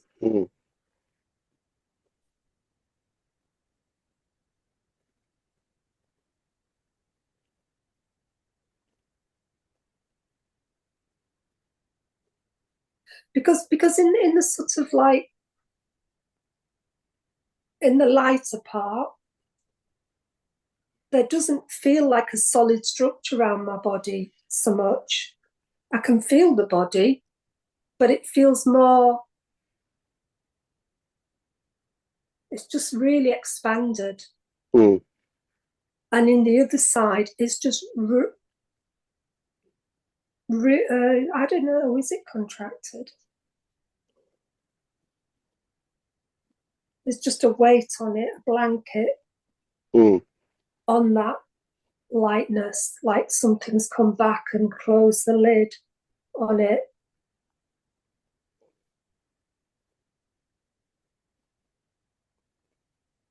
With no way out until it just passes.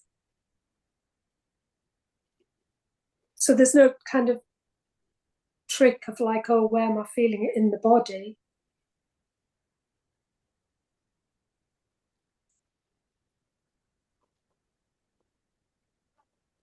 What comes up here, Anne, is a question that I'm wondering if you have an expectation of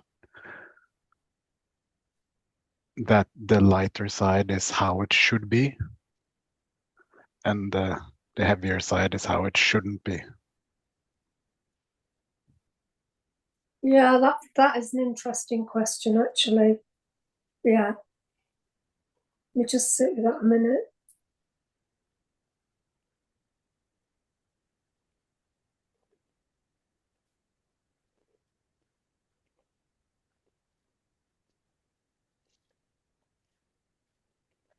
There is something around that. There's something of like, why? Or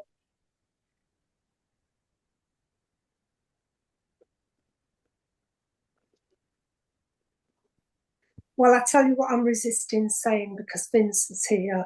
I don't know why I'm resisting saying it because it comes up so much. That's why. What have I done wrong? How many times do I get back to that, Vince? What did I do? What am I doing wrong? Nothing. I know the answer's nothing, but I know that right now because I'm not in it. But when I'm in it,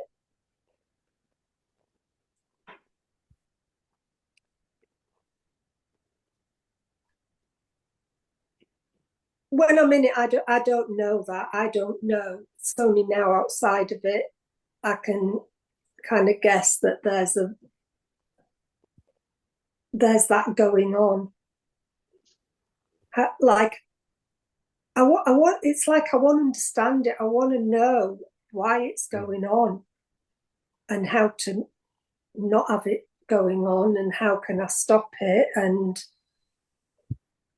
how can I work it out? All of these mindy things that I can't see when I'm in it, but I'm exploring them now. And I can't even use the trick of, oh, just go into your body and feel it, because it doesn't particularly feel in the body. Maybe it don't feel in the body because it's more of a belief. No. No, I'd say maybe it doesn't feel it in the body because that's where the scary stuff is.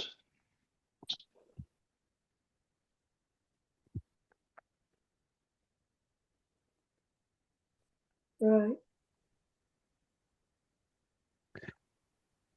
I think a lot of us uses this concept of going into the body as a way of trying to fix something we shouldn't, or we feel shouldn't be there.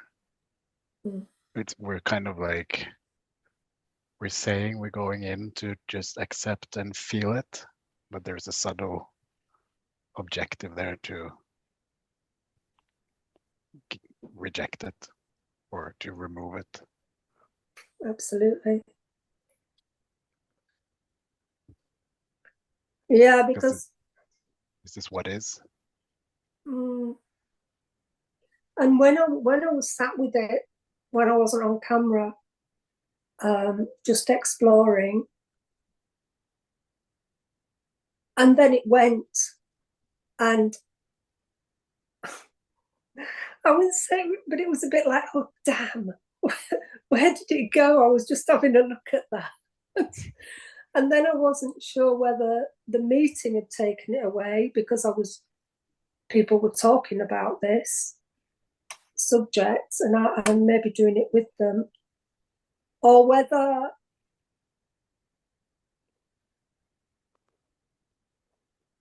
I just stopped looking for a feeling in the body, whether I just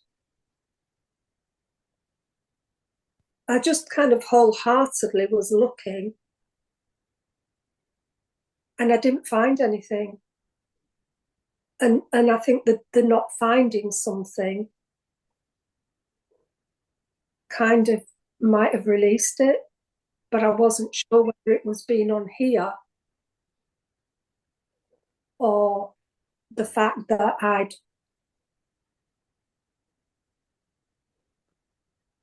looked for it and there was nothing there. So rather than, like you're saying, when you said, Vince, go into the body, you don't want to go there because that's where the scary stuff is. And immediately I thought, oh, fuck, I'm avoiding. Oh, fuck, I can't do this going into the body thing. But actually, and I'd like to hear your view on this, Vince, what if it's maybe that you're scared there's something there and there isn't? It's just the looking. It's the sincere looking that you're prepared to look. And when you look, there's nothing there. But what I learned from this meeting is to find the feeling.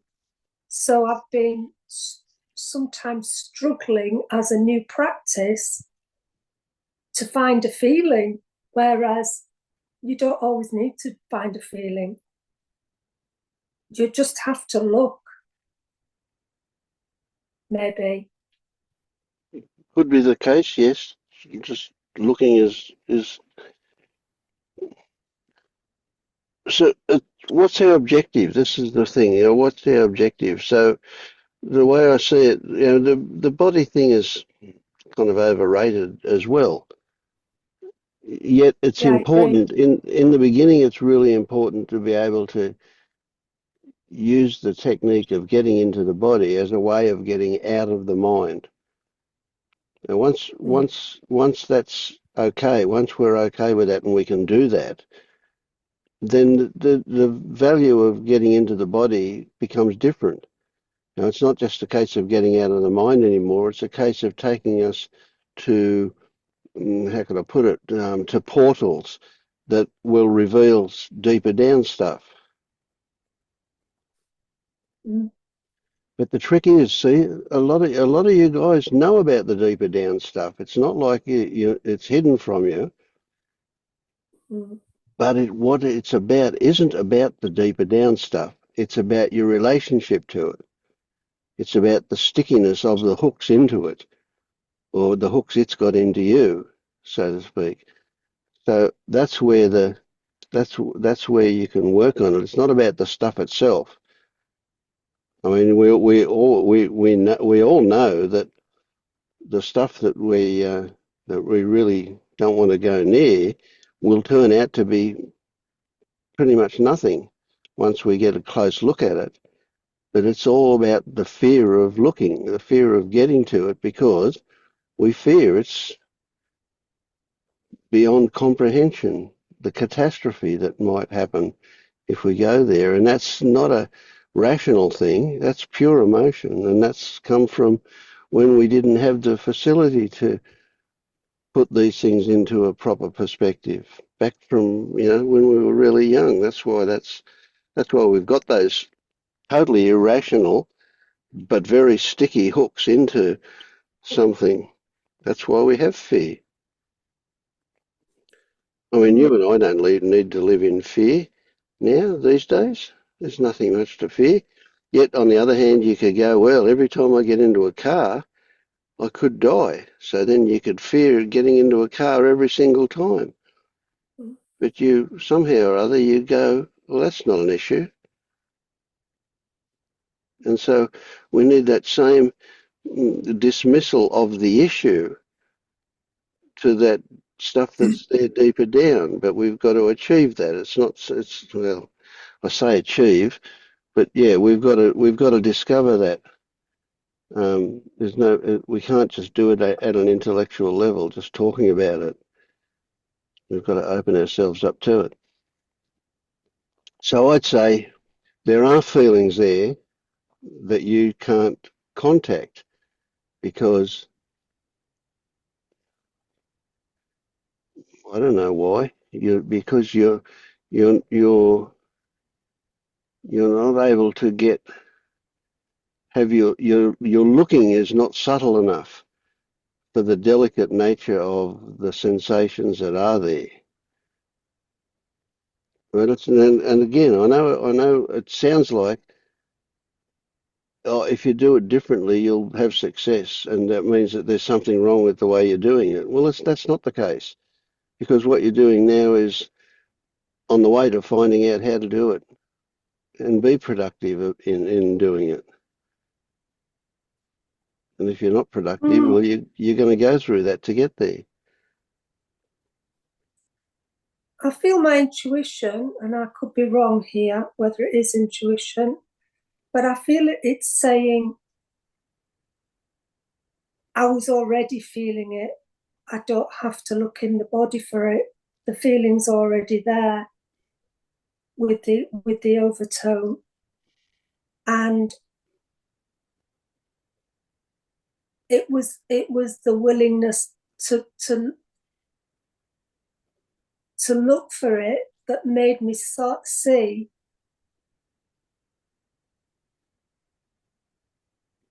that it wasn't there. Yep, I can go along with that. And the big point is the willingness to look. Because feelings aren't really real. They're there. They're present. Yeah, I get what you mean. I get what you mean. You're right. Yeah, it just sounds funny And when you say it. that's what I saw when I looked. It just went like that. Like it's not even a feel. It's not real. It's like gone.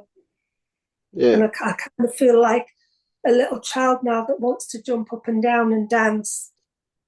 Yeah. Because it's like, oh, it's not real. It's not real. It's not real. And I saw it. Do you see what I mean? Yeah. And that dissolved the hooks. The hooks just fell away. Yeah.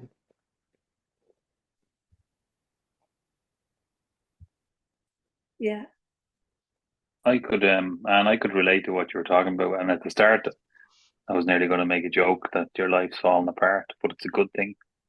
But what you said a couple of sentences in was, it's hopeless. And I don't know. I probably did. Yeah.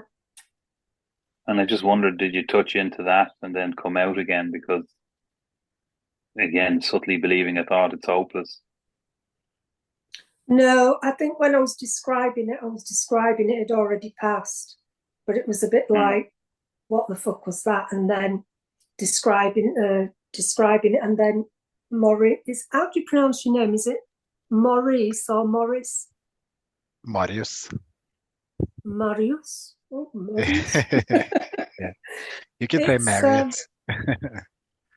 I just think Marius, when it just made me look again, got me to look again, and then because I was kind of going down that, not for Vince's fault, but when you said kind of get into your body, and that's where the scary stuff is. It's like, oh yeah, I'm too weak. I can't get into that stuff, and I've failed, and because that's kind of what I've been feeling a lot with this feeling thing. But then when I looked again, it was like, oh, maybe it's something much different from that. Maybe if I trust my intuition, it's more that I've seen through it already. And I don't have to make a practice of going into my body, because if I do that, that doesn't work for me. I tried it with self-inquiry and it became a mental practice. I'm not saying that going into your body is bad. It's brilliant, but I can make a practice out of anything to try and get rid of it, which Marius, I can't say that. Just say how it's natural. Marius. So he kind of, when he said about the expectation, I think, the expectation of having to do something like other people are doing it, or seem to be doing it to me, and I'm doing it wrong. Well, anyway, I'm just babbling now, but I'm quite happy. Good. I'm happy because I didn't realise what had happened and why it had gone, and whether it was watching this or whether I'd looked properly, and I had. Right. And the proof is in the pudding. We'll just see how things change for you. Well, I mean, it's just about now for me. You know, it's flipped back. The fear hasn't gripped me anymore. What happens in the future, I'm sure this tends to come back a lot for me. So it feels like a bit of a breakthrough on it, though. I've never seen it that clearly. Good stuff. But I can only look at now. I can't really think into the future much for the moment.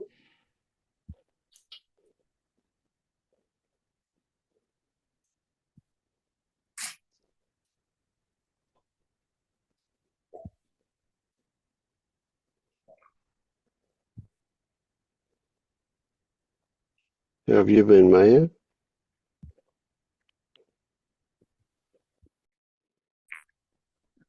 Hi. I after playing with recognizing thoughts and recognizing self in thoughts for a week, I had really 2 days of action. I had to teach 2 lessons, and it was always very, very filled with anxiety for me going into lessons after 25 years. And then somehow I had to meet people from my past and talk to them. Well, 2 ex-boyfriends showed up from across the world and wanted to have a drink with me. So okay, and yesterday evening a high school reunion. So it was really an opportunity to watch self in action. And am I good enough? Am I good enough? So it turned out to be a little bit different than I thought. Of course, I had expectations and anticipations. So what surprised me really, that I was totally calm. For the first time in 25 years, I walked into my classrooms with no anxiety. And I thought, okay, I'm prepared, and what comes up, it will be fine. And the boyfriends, it was also very calm. These are situations I would not together, separately. These are situations where you might be emotional, and there is a kind of competition who did it better afterwards. Even after many, many years, it's really a tense situation. But it was also okay. And the high school reunion, it was yesterday evening, and I was a little bit tired already of my actions. But what I could observe is that it wasn't as easy to observe thoughts and observe self in thoughts. There weren't as many. There weren't as many as there used to be, as I expected expected them to be as they normally would be, there were a lot less of thoughts and of self-imposed. But on the other hand, there were no thoughts because I was talking to people. I was listening to other people's stories. So I wasn't there. I was in interaction with people. So Excellent. it was very, very different than usual. Normally I think about me. Oh, how do I look? Is it okay? What do they think? Am I good enough? This question of all questions. I didn't care. I didn't care. I wasn't as relaxed as when we met last week. I was really in a situation where I said I don't care about anything. I'm having fun watching my thoughts, and it was okay. But throughout the whole weeks these days, what's very important for me, I wasn't judging myself. I just thought, however I'm doing fine. Well, here I don't care. Everything is okay. It will be as it will be, and what I'm able to do now, I will do now. What not, it will come later. So it was relaxed. It was much less anxiety. This is the truth is in the pudding. Although I'm expecting things to maybe change, maybe show up again or something. But who knows? Who knows? And okay, and everything's Excellent. fine. Really good. This is where I'm. And I had a thought when Richard talked about where do the thoughts come from. I had two moments a few weeks ago, and then again a few days ago, where I was able to understand the following. There's a question: How old am I? What's my age? And then I observed what came after that, after the question, and then I saw there's a little bit of movement processing in my head, and then comes the answer in form of a thought.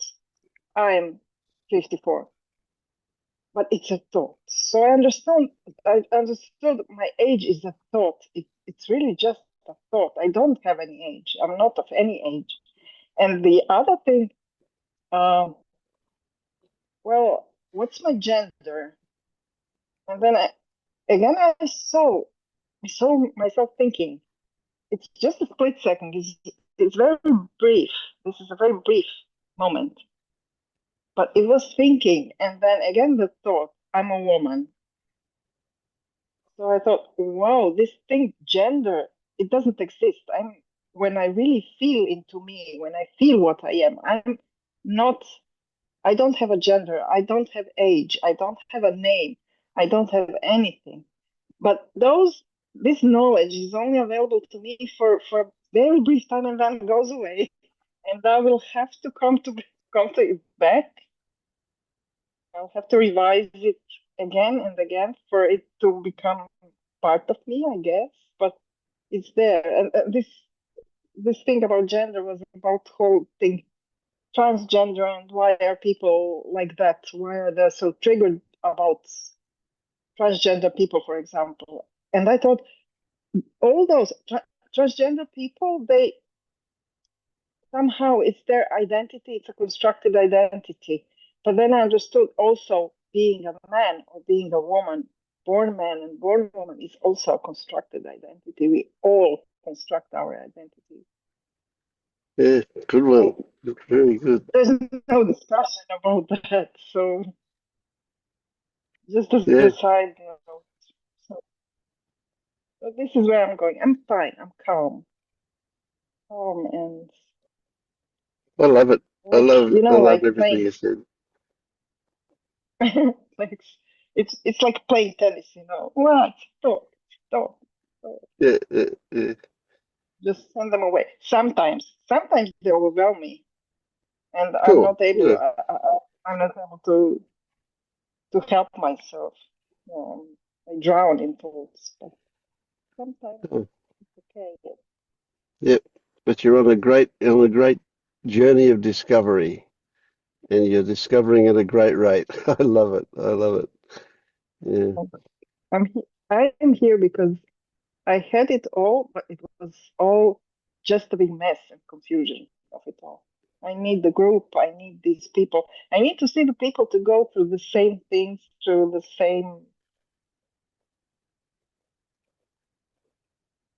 Yep. same messes as I do. It Yeah. helps really a lot. Yeah. That's good. Mm. So thanks. Oh, you filled my heart. I just love that. Every bit of what you said is great. Yeah. It's a big relief. Big relief. Compared to a few weeks ago, I was really very tense and depressed because it was all too much to bear. But now I said, who Yeah. cares? Yeah. Everything's fine. Mm.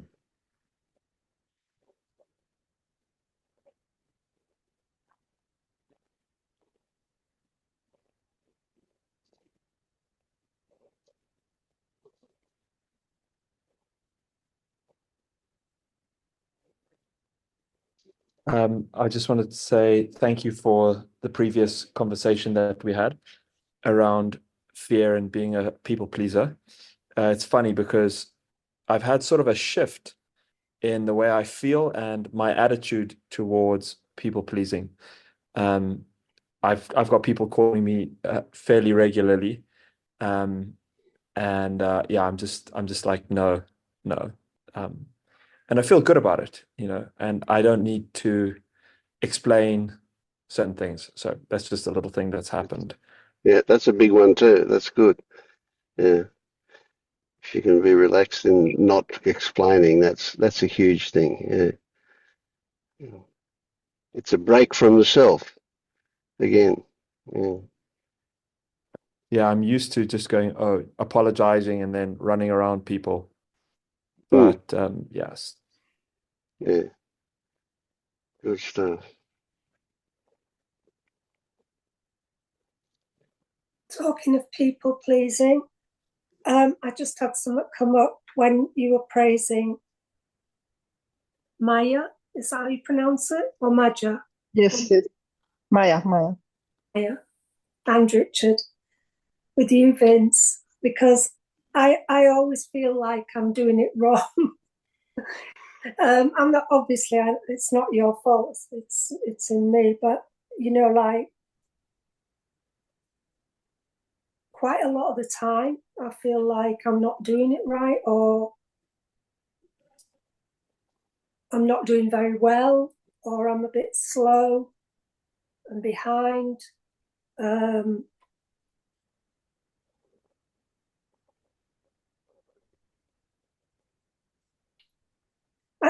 I wouldn't say I have any strong feelings around that, though.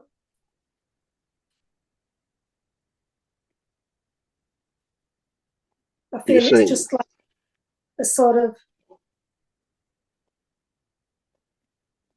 idea. If I can just, well, this attitude of mine to say I don't care is a week old.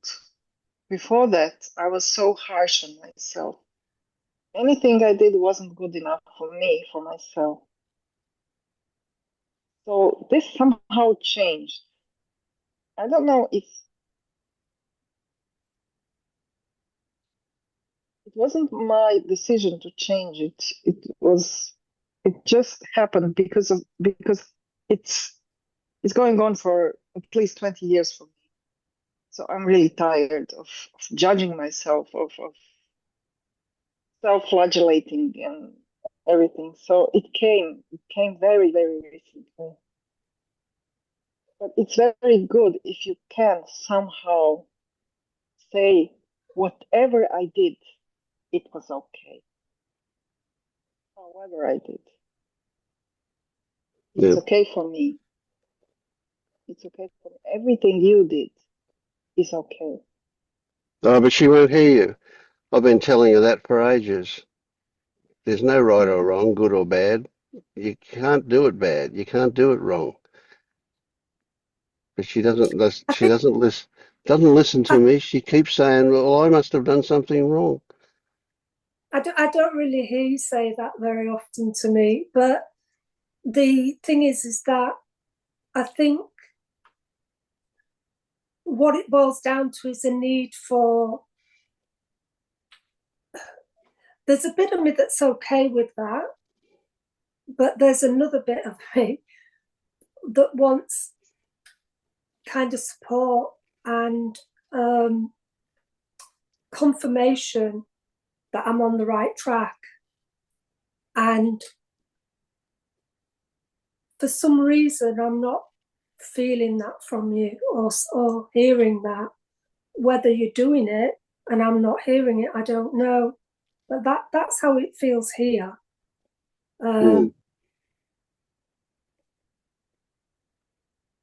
Yeah.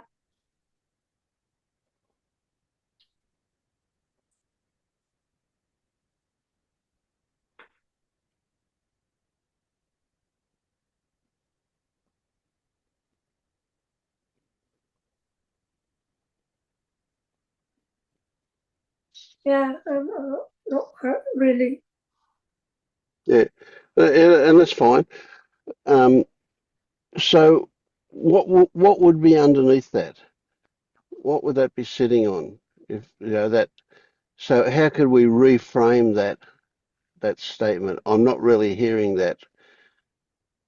Could we go as far as to say that's something I need or something I want? Doesn't really matter the difference between those two at this point. So there is something missing, and that's what you need to fill it. To be told that you're on the right path. Again, my intuition, and again, I don't know if this is intuition or avoidance, and I'm going to be totally honest, although it's uncomfortable. My intuition says that maybe we're a mismatch in that you've helped me with a lot of things, but there's some kind of mismatch in the way you go about. Everybody's journey is different, and the way I need to go about it in my own way. Yeah. That's what my intuition's telling me. But then a pattern of mine would to be come in and undermine that and say, oh, who do you think you are to, like, do you think you know better than Vince, or you're just being superior, your superior thing, that kind of thing. Who knows? You could be right about it too. I don't know.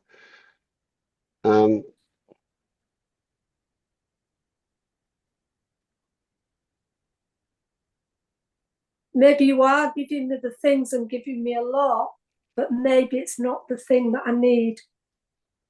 Maybe it's not the avenue that I need. Could be. And there's guilt about, because you are lovely and you're very generous and you're very giving, and you're very good at what you do. And so there's guilt to say these things. No, you don't need to feel guilty from my point of view. It's something to consider, isn't it? And what can we do? What can we do about it? That's also to be considered. Yeah. I think I need to trust my intuition more.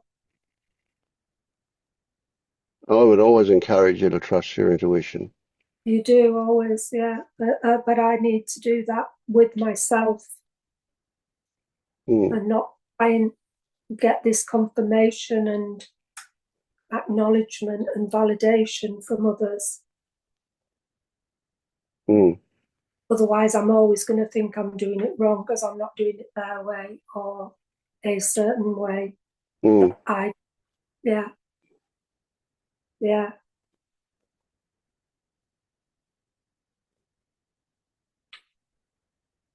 But you know, I love you, don't you, Vince? Yeah, I get that too. I get that. No, there's no sense of anything much here. Just thinking about it, and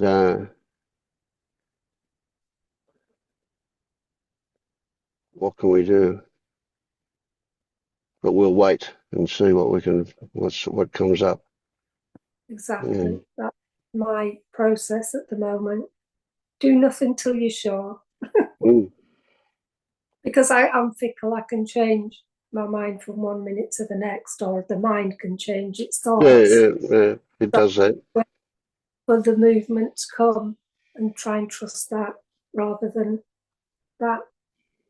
Mm. Yeah, I can easily see how somebody with a different attitude to mine might trigger better responses in you. So something about my way of being doesn't trigger what we want, or does trigger what we don't want. And that's fine. I mean, that's because you are you and I am me, and it's the way we are. So there's nothing personal in that. I don't take it that way. It doesn't feel personal at all. Mm. It feels like an intuition thing of like, it's not heavy, maybe. Mm. So have you got somebody in mind? No, I didn't even know I was going to say this. I haven't made any decision. Or what I'm saying is just what's going on with me today. I might finish this call and then go, fuck, what have I done? What have I said? Don't do that. Yeah. Look, it's there to be looked at, isn't it? That's the thing, and that's the beauty of it. If it's hard to bring up, then that's probably the right thing to do, to bring it up. Yeah. Yeah, exactly. I just felt, look, I just need to just be what I am and say what I'm saying. And yep, that's right. Yeah. And the crazy thing is, like I say to people occasionally, I don't very often say it, but I think it a bit more, and that is just out there in general in the world, that people, it's not reasonable for you to expect me to be different than the way I am. Well, the way I am is the way I am. And if I have to try and manipulate myself to be the way you want me to be, that's not really a very healthy road to go down, is it? So, and it's the same thing in the reverse, you are the way you are. What right or reason would I have to expect something different of that? That's just it, yeah. And I don't even know if this means I stop seeing you or I carry on seeing you. I've been with you months and I've learned really a lot. Been really valuable having you as support every week. I like I say, I had no idea this. I mean, it's kind of balanced like that a bit sometimes, but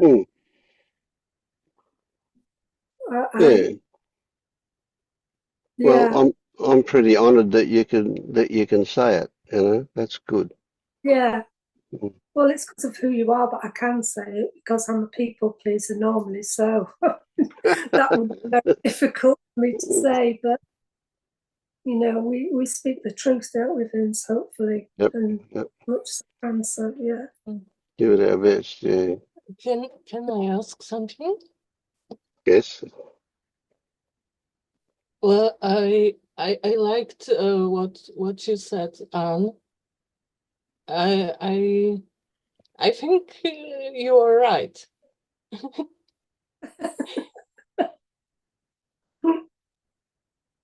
Well, and I think there is a difference between expecting and just identifying the need that is there. That you have a need. It doesn't mean that Vince has to fulfill that need. Absolutely. But it's just about identifying the need.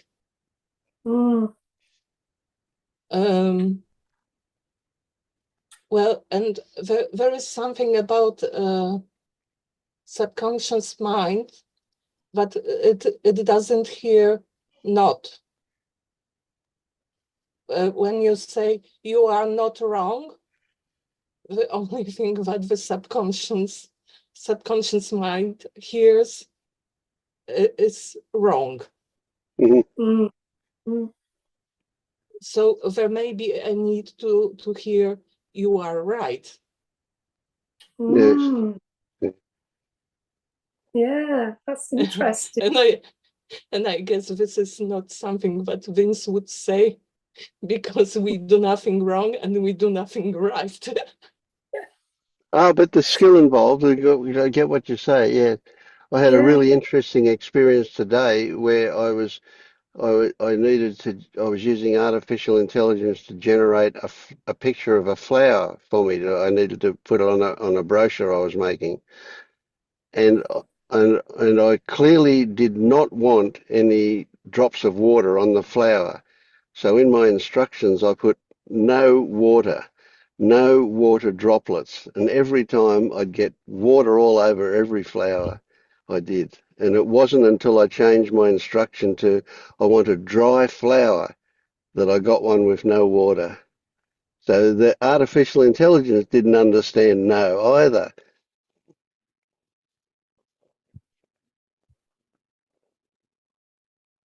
The brain doesn't understand. There is research about that the brain doesn't understand. Yeah,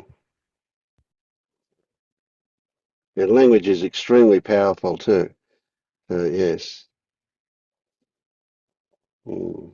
Did I understand you correctly, Anne, that you have a need for validation, and then that's what's not getting fulfilled?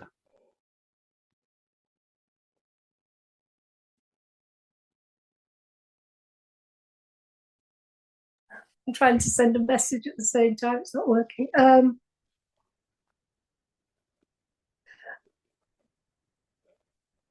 I don't know if it's kind of empty validation. I have a need for, it could be validation, more like confirmation. I'm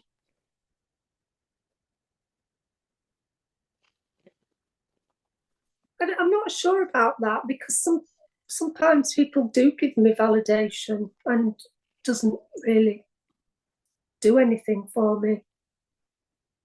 I liked it when Bianca said you're right, because it was confirmation of something I felt was true.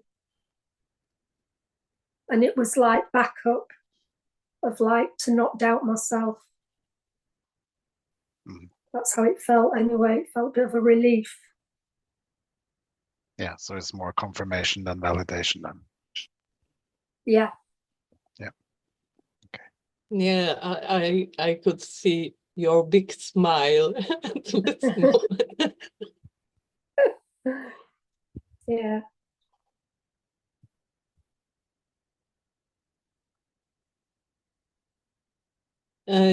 Yes, I think, Vince, it's not even about saying that someone is right, but for example, how you said about me, that you like my authenticity, or how expressive but just saying what you like about me.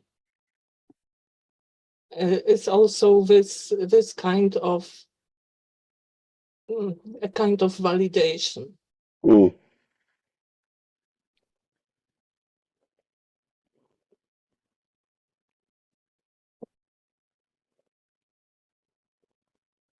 Well, it is for me. I don't know about Anne. I let her write the message.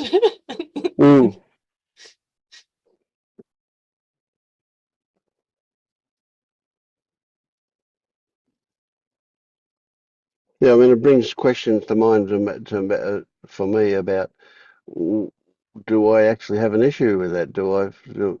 I certainly do feel like it can be overdone very easily. That, and I wonder if that's a fear that I have.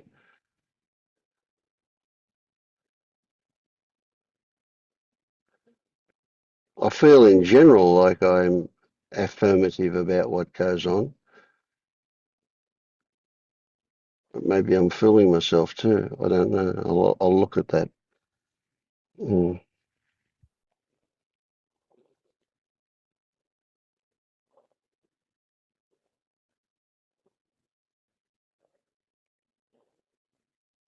Right. Text sent. Yeah, I definitely think it's that, Bianca. Yeah, it's definitely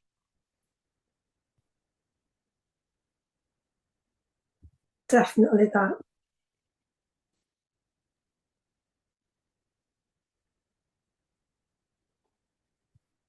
Especially, I think that people, well, forget people, especially that silence can interpret, when you talk about vulnerable things, can be talking about, can be misconstrued here as disapproval, or that something's wrong, which I have to have a look at that. But yeah, something around that, yeah. Is Vince your guide, Anne? Sorry? It has Vince been, your guide? Yeah. Okay, all right. Said has been, like. She could be looking for somebody else, Dennis.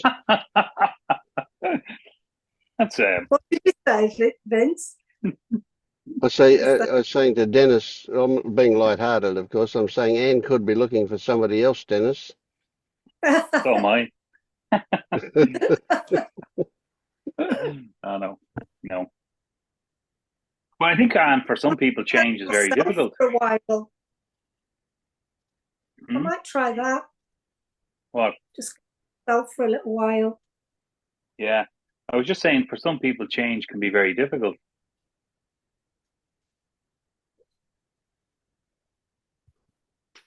Yeah, absolutely. Well, what I was saying to you earlier when you started talking about your original paradox stuff, it felt like you were in a good place. Like, I made the joke about falling apart, but in a good way. Like, to me, this feels like progress for you. Well, this is, yeah, I agree. It's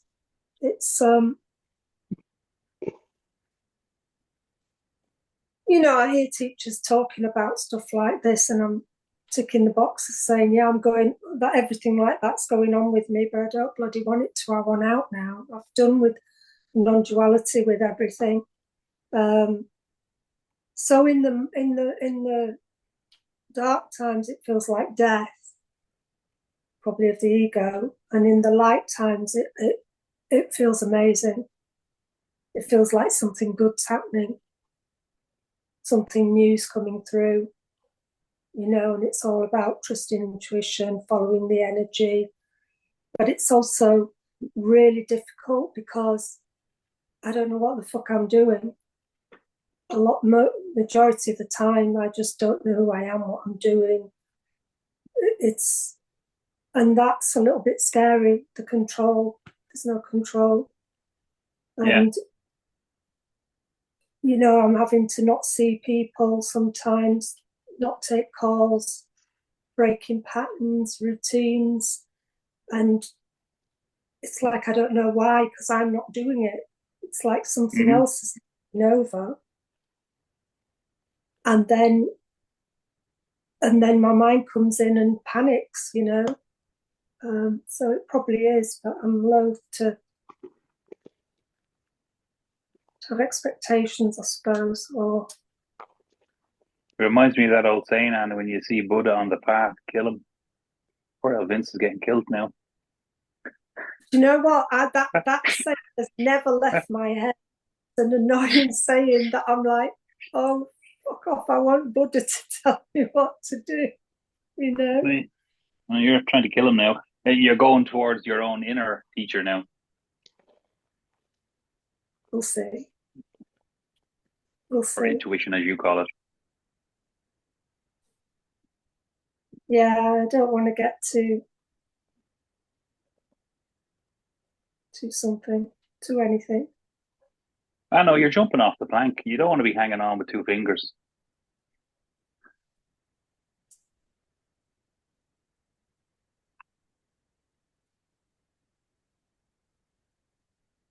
Maybe.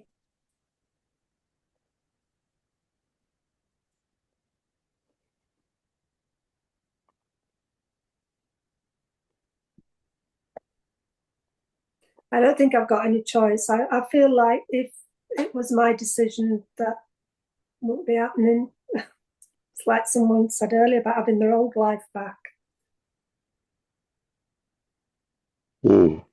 But I don't really want that. But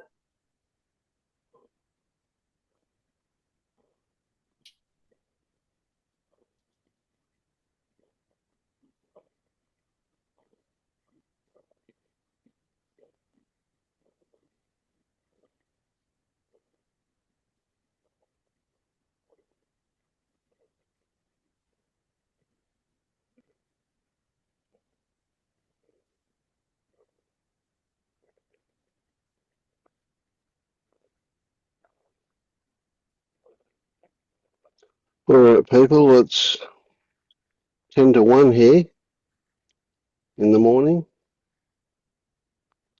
We'll wind up soon, eh?